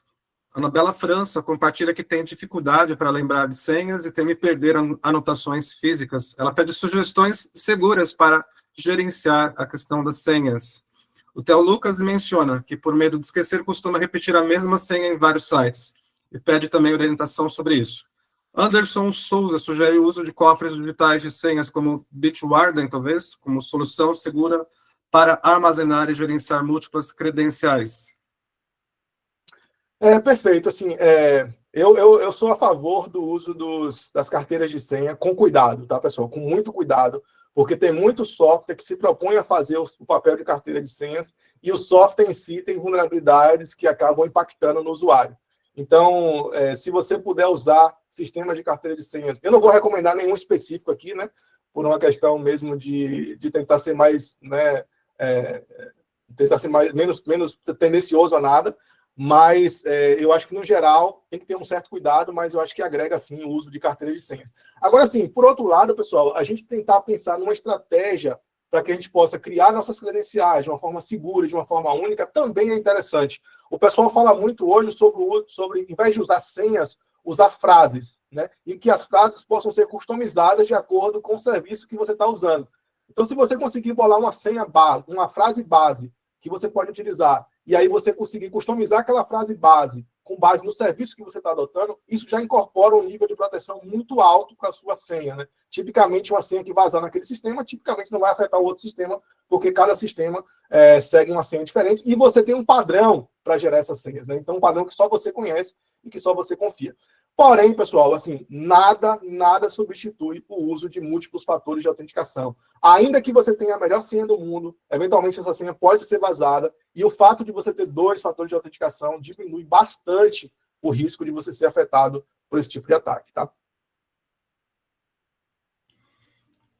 Muito bem, Ítalo, temos mais perguntas aqui. Eu vou deixar para a sequência, né? A gente vai ter depois um momento junto do Ítalo com o Kleber, para a gente fazer um momento conjunto aí. Então, agradecer, Ítalo, pela sua brilhante palestra, né? As demais perguntas aqui da plateia, a gente volta na sequência, depois a gente também pergunta o Kleber e o Ítalo em conjunto, na sequência. Obrigado, pessoal. E vamos agora convidar Kleber Mascarenhas, que é gestor de segurança de informação da Universidade Federal da Bahia, para compartilhar um relato técnico real e impactante. O ataque cibernético que afetou diretamente os portais da UFBA. É isso mesmo, Kleber? Relato direto do front aí de segurança da informação, direto de Salvador. Bom dia, tudo bem, Fábio? É isso mesmo. Vamos falar um pouquinho desse incidente. Falar depois de Ítalo é sempre um desafio. Ítalo abordou temas aí super importantes que a gente vem tratando diariamente aqui na universidade, na UFBA. Vou trazer um pouquinho do relato que aconteceu aqui na UFBA sobre o ataque aos portais da universidade, né, e as estratégias que a gente trouxe para contenção e recuperação desse incidente. Falando um pouquinho da COSIC, a COSIC é a Coordenação de Segurança da Informação, o núcleo agora, né? Ele foi criado até por Ítalo, e deixou a missão para mim quando ele foi para a FAU, deixou a missão para eu tocar a coordenação da COSIC, né, do núcleo de segurança. Dentre as responsabilidades, né, que a COSIC atua dentro dos trabalhos, as tarefas diárias da COSIC, ela é responsável pela IT, né, pela equipe de tratamento e resposta a acidentes, disseminação da cultura de segurança da informação, né, atua também na parte de políticas, né, de normativos, sempre está em conforme com as legislações vigentes e atuais. Então, esses aqui são alguns papéis importantes que a COSIC atua hoje em dia. Falando do relato, esse relato ele traz o incidente que aconteceu no ano passado, no dia 3 de maio, onde a UFBA foi alvo de um ataque cibernético que comprometeu diretamente o ambiente Drupal da gente, nosso CMS, que hospeda centenas de sites da UFBA, os principais portais, né? E esse incidente ele teve um impacto crítico na disponibilidade dos serviços, né? Porque o incidente ele causou a exclusão de todos os sites que estavam dentro desse servidor, né? Falando aqui um pouquinho do que aconteceu na mídia, nesse dia foi uma história um pouco, hoje em dia se tem como engraçada, mas no dia que aconteceu o incidente, você fica tenso, né, nervoso, saber como vai responder, o que é que vai falar. Esse incidente ele ocorreu no período de greve institucional, a gente estava passando por uma greve das instituições federais, e o que saiu na mídia foi que alguns sites, até procurei algumas publicações, não achei, muitos nas redes sociais, que a UFBA tinha tirado os sites do ar devido à greve, e não era uma verdade. Na verdade, o que aconteceu foi realmente um ataque crítico e a exclusão dos sistemas. Aí a gente, por trás ali, tentando apagar o incêndio e colocar tudo no ar, né, e recebendo essas mensagens o tempo inteiro, né, tentando ver como responder. O vetor de ataque desse incidente, ele foi uma vulnerabilidade conhecida, aí ela até comentou, né, sobre o tratamento dos incidentes, sobre as vulnerabilidades que são exploradas, que geralmente são as mais conhecidas. Essa é uma vulnerabilidade conhecida, chamada Drupal GEDON 2, né, que permite a execução remota de código sem autenticação. E ela afetou diretamente a nossa versão que estava ativa no Drupal no momento, entendeu? E isso causou o problema do incidente. Esse foi o vetor de ataque identificado.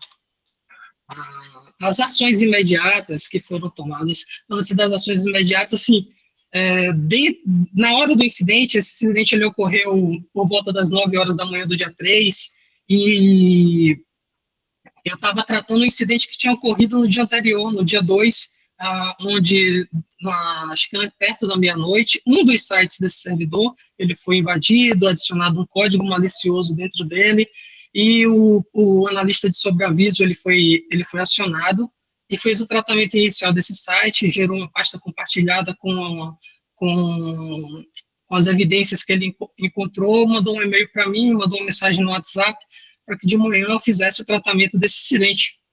Aí, pela manhã, eu fui lá, vi o e-mail, peguei tudo direitinho e comecei a tratar o incidente. Isso foi por perto das 9 horas, e eu tinha uma reunião.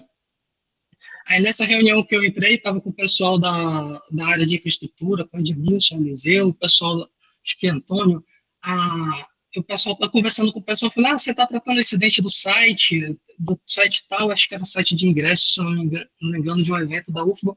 E aí comecei a fazer o tratamento do incidente e conversando com ele sobre a reunião.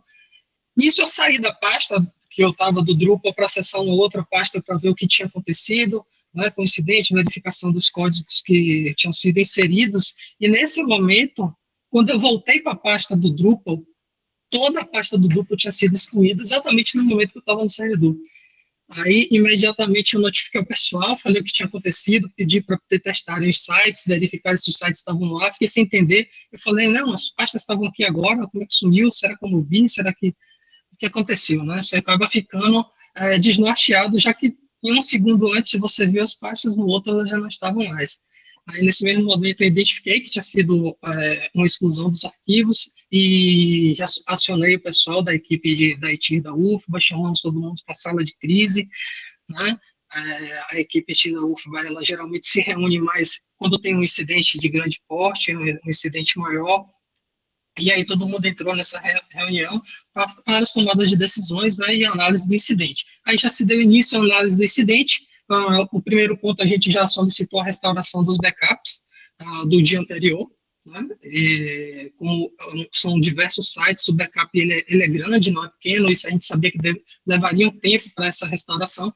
E como a gente já tinha feito anteriormente outros incidentes, tentativas de ataque de DDoS, a gente acionou o apoio do CAIS, através do SOC do CAIS, da RNP, e pediu para eles ajudarem a gente no processo de análise forense, né? Nesse caso, eles atuaram diretamente na parte das vulnerabilidades, fazendo análise das vulnerabilidades do ambiente. Aí, passando para a parte das evidências, da análise das evidências, a gente foi identificar nos logs, como o Ítalo falou lá do processo de tratamento de incidente, né? A gente foi analisar os logs. Primeiro ponto foi identificar se tinha havido violação dos servidores. Mas os servidores da gente, eles tinham sido violados. A gente tem um ambiente de CMS que ele é redundante, então é mais de um servidor. A gente não identificou, né, no processo de investigação, a gente não identificou nenhum tipo de criação de usuário, nenhum tipo de acesso via SSH externo, nenhum tipo de tentativa de acesso para eles. O ataque ele foi todo feito via web, via GET, POST, né, com diversas requisições vindas de IPs externos, diferentes navegadores, né, aparentemente um ataque distribuído, já que a gente identificou IPs vindos dos Estados Unidos, Rússia, Alemanha, França, tiver outros IPs também que a gente pegou, que eu não coloquei aqui, mas assim, a maioria, todos de fora do Brasil, a esmagadora maioria, né, na interna aqui, praticamente eu não peguei nenhum, se eu não me engano. A análise dos logs ainda aponta que os comandos foram realizados através da vulnerabilidade, né, que levou à exclusão dos arquivos dos portais. Diversas requisições, a gente identificou diversas requisições para os endpoints, _user, /sessionode, que é um comportamento consistente com a exploração dessa vulnerabilidade que a gente achou, que envolve o acesso não autorizado a esse tipo de endpoint. Aqui eu coloquei um trechozinho da parte dos logs, né, que a gente conseguiu identificar, né, o log de post, de get, para esses endpoints, e aqui como seria a estrutura da gente dentro do servidor, onde as páginas foram excluídas, onde todo o diretório foi excluído. A gente estava lá dentro de uma pasta X do servidor web, e quando eu acessei lá já não existia mais nenhuma pasta de sites dos portais, né? Portais acadêmicos, portais administrativos, de pós-graduação, de graduação, todos foram excluídos. A única coisa que ficou lá foi um redirecionamento para um site de jogo, de aposta, acho que da Índia, da Indonésia, acho que nem lembro agora.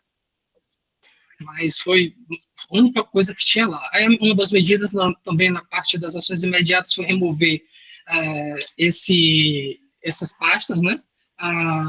Realizar as ações de mitigação e contenção, que foram o ajuste das permissões do Drupal, conforme as recomendações oficiais do CMS, ajustando permissão de arquivo, de pasta, né, do grupo, do usuário. A gente fez todas esses ajustes inicialmente, o isolamento dos servidores afetados, né, como são os servidores que eles trabalham em cluster, em balanceamento, a gente acabou desativando, tirando um servidor para análise, deixou um só para restauração dos arquivos, e os ajustes necessários para que o servidor fosse colocado no ar o mais rápido possível, né? Após a restauração do backup, a gente fez um snapshot para uma possível violação novamente do servidor e a gente conseguir retornar o servidor o mais rápido possível no ar, né? Melhoramento um monitoramento mais específico nesse ambiente, porque a gente tem um monitoramento geral que a gente está lá avaliando diariamente, mas como esse ambiente sofreu essa invasão, esse incidente, a gente passou a monitorar mais de perto, né? E a análise das vulnerabilidades que foi realizada em parceria com o CAIS, né? A gente pegou o CAIS, tem diversas ferramentas que a gente não possui, e a gente pediu para eles fazerem a realização da análise das vulnerabilidades do ambiente, e a gente cruzou com as ferramentas que a gente já utiliza normalmente, os relatórios para poder tratar e mapear essas falhas. Voltou aqui. E recomendações finais e as lições aprendidas, né? Como recomendações e lições aprendidas, a gente identificou que tem atualização imediata das vulnerabilidades mapeadas, revisão do processo de atualização dos serviços, como o Ítalo falou, é super importante a gente ter os serviços minimamente atualizados para que a gente possa estar fechando essas portas, não deixando as portas abertas para que esse tipo de incidente ocorra, né? Então, essa revisão desse processo é super importante, e a aplicação das recomendações relatadas nas auditorias que o Núcleo de Segurança faz anualmente. A gente geralmente faz duas auditorias semestrais e auditorias por demanda, quando surge a necessidade, a gente faz essas verificações e gera um relatório de aplicação das recomendações. E a melhoria nossa, né, na capacidade de monitoramento e detecção precoce desses ataques, para que a gente não fique tão vulnerável, né, sempre tente agir, não remediativamente, mas tente agir preventivamente, atuando nessa frente desses incidentes. Porque, diariamente, o dia a dia da área de segurança ele é corrido, tem diversos tipos de incidente, mas tem incidentes como esse, que são incidentes grandes, que trazem uma repercussão maior e acabam atraindo os olhares todos para cima da área de TI, da Superintendência de Tecnologia de Informação, né, que é a STI, e a gente fica muito vulnerável quando acontece um incidente desse. Enfim, é tentar agir da melhor forma possível. Eu acho que isso daí traz do que o Ítalo falou na parte de investimento, de pessoas capacitadas para estar trabalhando, né, e ferramentas. Né, porque a área de segurança ela depende muito de ferramenta e de pessoas capacitadas. Né. Investimento também é muito bom. A gente precisa demais. Mas é isso, pessoal. Eu agradeço. O relato foi breve, mas acho que não sei se vocês ouviram, eu estou fora da tela. Vocês estão ouvindo? Alô? Oi, sim. Sim, alguns. Opa, achei que eu tinha caído. Foi um relato breve desse incidente, foi um incidente que causou bastante problema para a gente. A demora na restauração dos arquivos foi lenta, foi um processo lento, acho que a gente ficou uns 2 dias praticamente fora do ar, com todos os portais fora. Da plateia, o tema é sobre resposta a incidentes e atuação da equipe técnica. A Tassiano Pinheiro pergunta a Kleber como é que foi o trabalho conjunto com as demais áreas da equipe técnica, pessoal de sistemas, banco de dados, como é que você liderou diretamente a restauração do serviço afetado, como ele também questiona como foi a resposta da ETIR sobre sua responsabilidade. Ainda sobre o mesmo tema, Ericon Oliveira quer saber qual foi o primeiro passo para identificar o vetor de ataque no incidente relatado. E, por fim, Rafael Garces pergunta como é que foi feita a documentação do incidente e se há intenção de sanitizar os dados sensíveis para, eventualmente, publicar esta experiência como um caso de aprendizagem institucional. Bom, vamos lá. Para o início, a parte da atuação da equipe de TI, né? A gente teve a equipe de infraestrutura, que é pessoal de servidores, de banco de dados, o pessoal de sistemas, todo mundo participou da atuação no tratamento desse incidente. Cada um tem um papel bem definido, então, assim, o primeiro passo da gente para a identificação do problema foi a análise de log, realmente foi fundamental para a gente identificar o problema, além da visualização da pasta ter sido excluída, a análise de log foi fundamental, foi aí que a gente entendeu de onde estavam vindo os ataques, né? A análise dos logs do firewall também, a gente pegou, identificou os IPs vindo de lá, pegar a geolocalização dos IPs que estavam efetivamente realizando o ataque. Nesse ponto, a solicitação do backup, tem um backup íntegro, tem que ter um sistema de backup funcionando, testado, para que você possa fazer a restauração. A equipe de operação que realiza o backup, ela foi fundamental nesse ponto. A equipe da CRI de operação, eles fizeram a restauração, disponibilizaram os arquivos para que a gente colocasse com a maior brevidade possível no ar.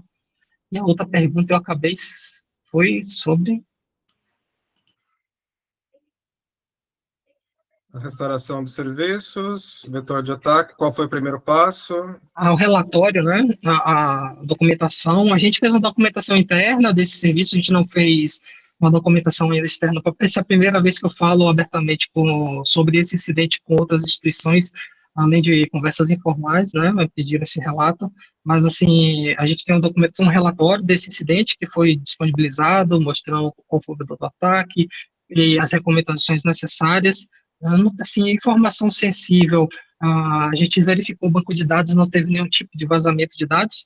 O que aconteceu realmente foi a exclusão dos arquivos dos sites, né? Não teve nenhum tipo de vazamento. Então, assim, o comprometimento foi físico dos arquivos, né, a exclusão deles. E as lições aprendidas para a gente, né, para não cometer esse tipo de falha de deixar o servidor vulnerável a esse tipo de ataque. Isso daí realmente atrapalha bastante o dia a dia, já que você tem diversas portas abertas e que precisam ser fechadas. Né? Não sei se eu respondi todo mundo. Sim, sim.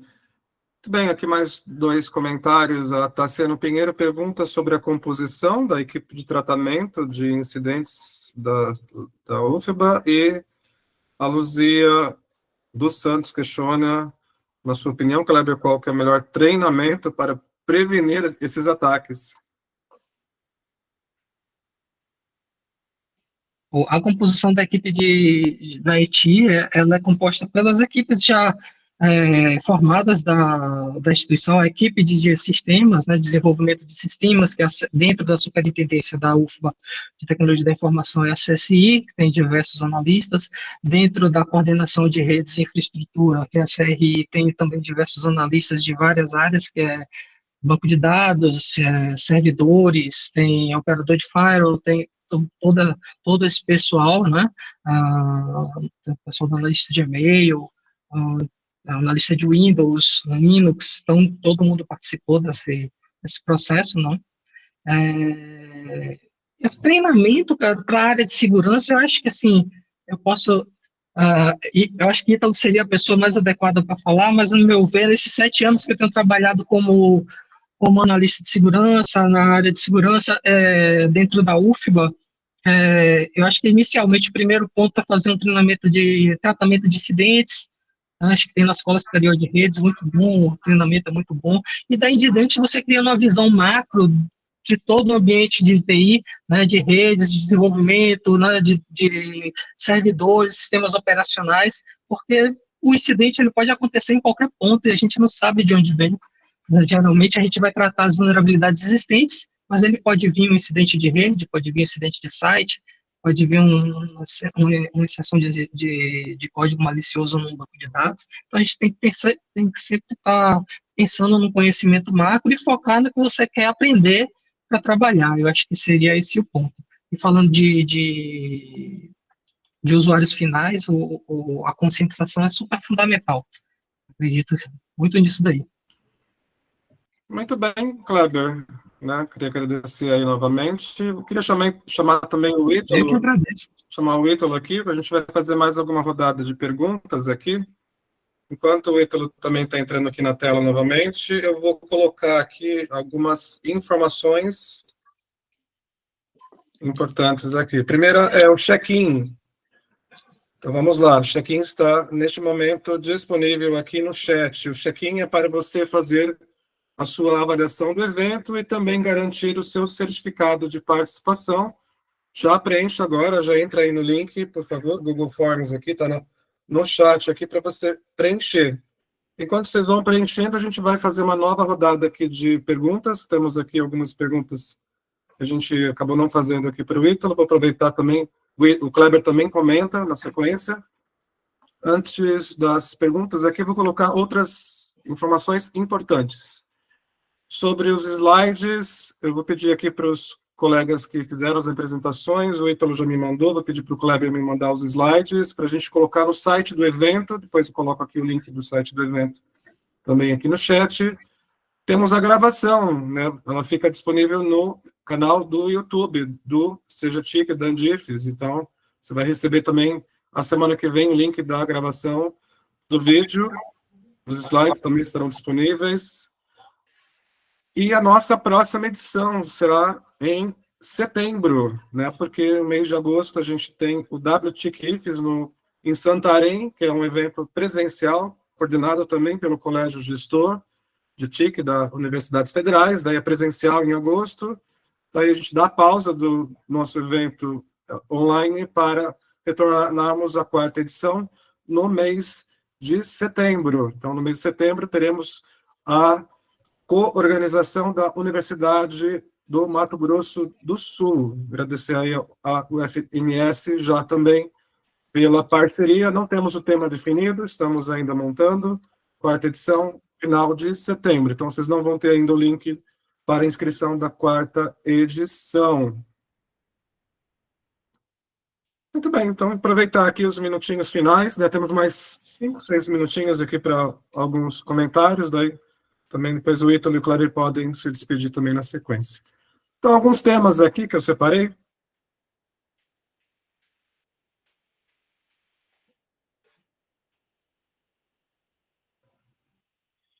Vamos lá agora para uma rodada de mais algumas perguntas. O tema aqui é sobre experiências práticas, resposta a incidentes em infraestrutura crítica.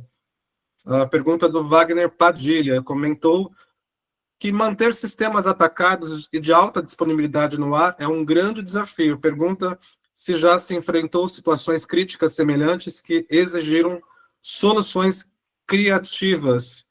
O Richardson Andrade quer saber se já vivenciou algum cenário real de ataque em sua instituição, quais foram os modelos de ameaça, como é que foi conduzida a resposta ao incidente, especialmente em caso de vazamento de dados ou invasão. Ítalo, Kleber, por favor. Opa, já tivemos, sim, em alguns casos. O mais legal de trabalhar na universidade e na universidade pública é porque a diversidade de casos, as situações que a gente vivencia, e Kleber balançando a cabeça me confirma isso, né? É muito assim, diverso e é muito enriquecedor, né? Eu me lembro que a gente teve um incidente uma vez no nosso sistema de autenticação, baseado no AD, né? Eu estava no interior da Bahia, ainda morava em Salvador, e aí eu tive que ir para Salvador, tipo, domingo, 2 da tarde, porque realmente parou tudo lá, e aí a gente ficou ainda investigando isso durante o domingo todo e tal, e na segunda de manhã a gente já tinha conseguido subir de volta os sistemas. Nessas situações, pessoal, assim, durante a ocorrência do evento, eu acho que o diferencial, de fato, é você poder montar um CISANT de crise, né, envolvendo ali os profissionais que são mais capacitados, mais treinados, e que possam sentar juntos e discutir, inclusive com a sala fechada, com quadro branco, seguindo mesmo aquelas boas recomendações de sala de crise que a gente tem aí na internet, né? Então, essas pessoas juntas, elas podem, de fato, ali, identificar como é que pode corrigir, o que é que pode ser feito, como conter o incidente, como recuperar o incidente, como manter, como preservar as evidências, né? Eu acho que um dos processos mais importantes durante esse tratamento de incidentes, eu diria que, assim, é a preservação das evidências e a rápida recuperação do sistema. a preservação de evidências ela é tão importante porque sem a preservação de evidências, eventualmente você pode enxugar gelo, né? Porque você pode corrigir o sistema, você pode colocar de volta o sistema no ar e o sistema vai com a mesma vulnerabilidade que havia antes, porque você não conseguiu fazer uma análise forense, você não conseguiu fazer a identificação da causa raiz, etc., para poder, de fato, corrigir na causa raiz. Então, assim, eu diria que reunir o CISART de crise com os especialistas, com as pessoas que podem melhor responder aquele incidente, é a melhor estratégia, de forma reativa. Agora, de forma proativa, é como eu comentei, eu acho que um dos processos mais importantes que a instituição tem que estabelecer é o plano de continuidade de negócio ou de recuperação de desastre. Identifica quais são aqueles sistemas que são mais críticos, sistema de autenticação, sistema acadêmico, ambiente de e-mail, a página web da instituição. Aí, né, cada instituição vai ter o seu conjunto de sistemas que são mais críticos, e a partir desse conjunto de sistemas, escreve um plano de continuidade de negócio. É o que o Kleber falou, né, muito bem na fala dele. Se você não tiver um backup que esteja funcionando, que esteja íntegro, que esteja correto, e mais ainda, que você consiga recuperar aquele backup com um tempo, né, razoável, assim, isso pode prejudicar muito o negócio da instituição. E você só vai conseguir saber essas coisas na hora que você parar para planejar o seu plano de recuperação de desastre. É naquele momento em que você vai testar o backup e você vai falar, opa, essa pasta aqui que eu precisava fazer o backup não está sendo feito. E a gente conseguiu pegar casos como esse. A gente pegou casos como esse na universidade, em que o ambiente de e-mail, por exemplo, da forma como a gente estava fazendo o backup, restaurar depois esse backup era praticamente impossível. E assim, ainda bem que a gente conseguiu pegar isso de uma forma proativa, porque a gente conseguiu corrigir antes de fato, a gente precisar utilizar aquele backup específico. Então, são esses dois aspectos aí que eu queria comentar. Não sei se Kleber quer complementar também alguma coisa, Kleber? Não. Só falando do que você falou sobre ataque da DOS, a gente passou por alguns ataques da DOS e assim o CAIS teve um apoio fundamental com o pessoal do SOC que a gente conseguiu bloquear os ataques na borda, solicitar o apoio deles, porque era um ataque que estava impactando muito o serviço da gente, a gente conseguia pedir esse apoio, então foi de fundamental importância. Assim, não é comum a gente ter ataque diário de DOS, assim, que a gente identifique, mas, assim, acontece e quando acontece a gente sente que os serviços realmente ficam comprometidos. Bacana. As duas últimas perguntas, daí na sequência também, os convidados também podem fazer as suas palavras de considerações finais. O tema é barreiras institucionais e apoio do alto escalão, da alta gestão. Birajara Cesário levanta a questão da dificuldade em reter talentos, formar equipes qualificadas, devido aos baixos salários nas universidades. Aponta a evasão dos profissionais que está alta e é inviável sustentar operações críticas, muitas vezes com equipes pequenas em algumas universidades. E o Luiz Lameirinhas questiona se os nossos reitores sabem, compreendem a gravidade da situação, inclusive a respeito dos demais investimentos. Ele destaca que sem esse apoio da turma lá de cima, muitos desses protocolos, muito do que a gente conversou hoje, não se viabiliza. Pode falar, então. Pode falar um pouquinho. Pronto. Não, pode falar. Posso começar, então. De fato, assim, a dificuldade, os desafios são na mesma medida, realmente, do que foi colocado, né? O que eu posso falar, para acrescentar um pouco nesse aspecto, é compartilhar até um pouco da nossa experiência lá na Universidade Federal da Bahia, né? Principalmente na época que eu estava lá. E aí, Kleber, depois pode manter ou complementar aí de alguma forma. A gente tem uma boa relação, sempre tivemos uma ótima relação com a alta gestão, com a reitoria, com a gestão de TI, assessoria de TI da universidade.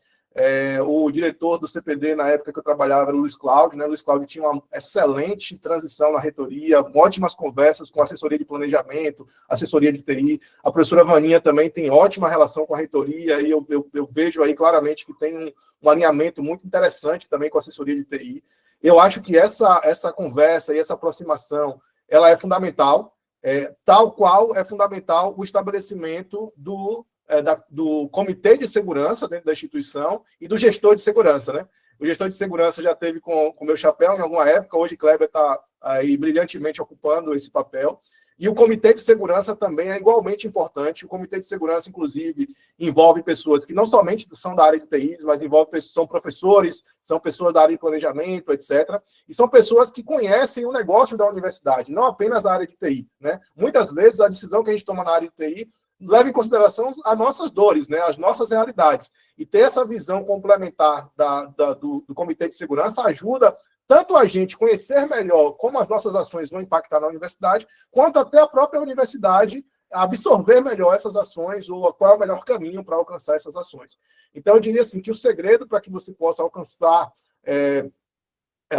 um nível satisfatório aí, ou de investimentos, ou de priorização das atividades, ou alguma coisa nesse sentido, eu acho que é a comunicação. Uma comunicação efetiva, eficiente e uma boa proximidade da STI com a assessoria de TI, com a reitoria, etc., são diferenciais nesse processo. O desafio de gestão de talentos e de retenção de talentos, ele é real. Assim, eu não sei ainda exatamente qual a mágica que pode ser usada para esse sentido, né?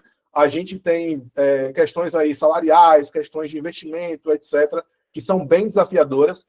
O Kleber também pode falar melhor sobre isso, mas uma das coisas que a gente fazia muito na UFBA era buscar uma aproximação com o departamento de computação e tentar envolver cada vez mais alunos no processo, claro, né, respeitando a questão de privacidade, respeitando as questões que são normativas e que só podem estar na mão de funcionários públicos, concursados, etc., mas a gente tinha uma parceria muito forte e era, assim, extremamente enriquecedor a interação que a gente tinha com os alunos de computação. São pessoas curiosas, são pessoas colaborativas, são pessoas que estão disponíveis para ajudar e que têm conhecimento científico e tecnológico para ajudar e que estão motivadas. Eles estão na universidade para aprender e que, de fato, podem colaborar. O que a gente fazia na época lá para poder conseguir manter esses talentos era, por exemplo, viagem, participação em eventos.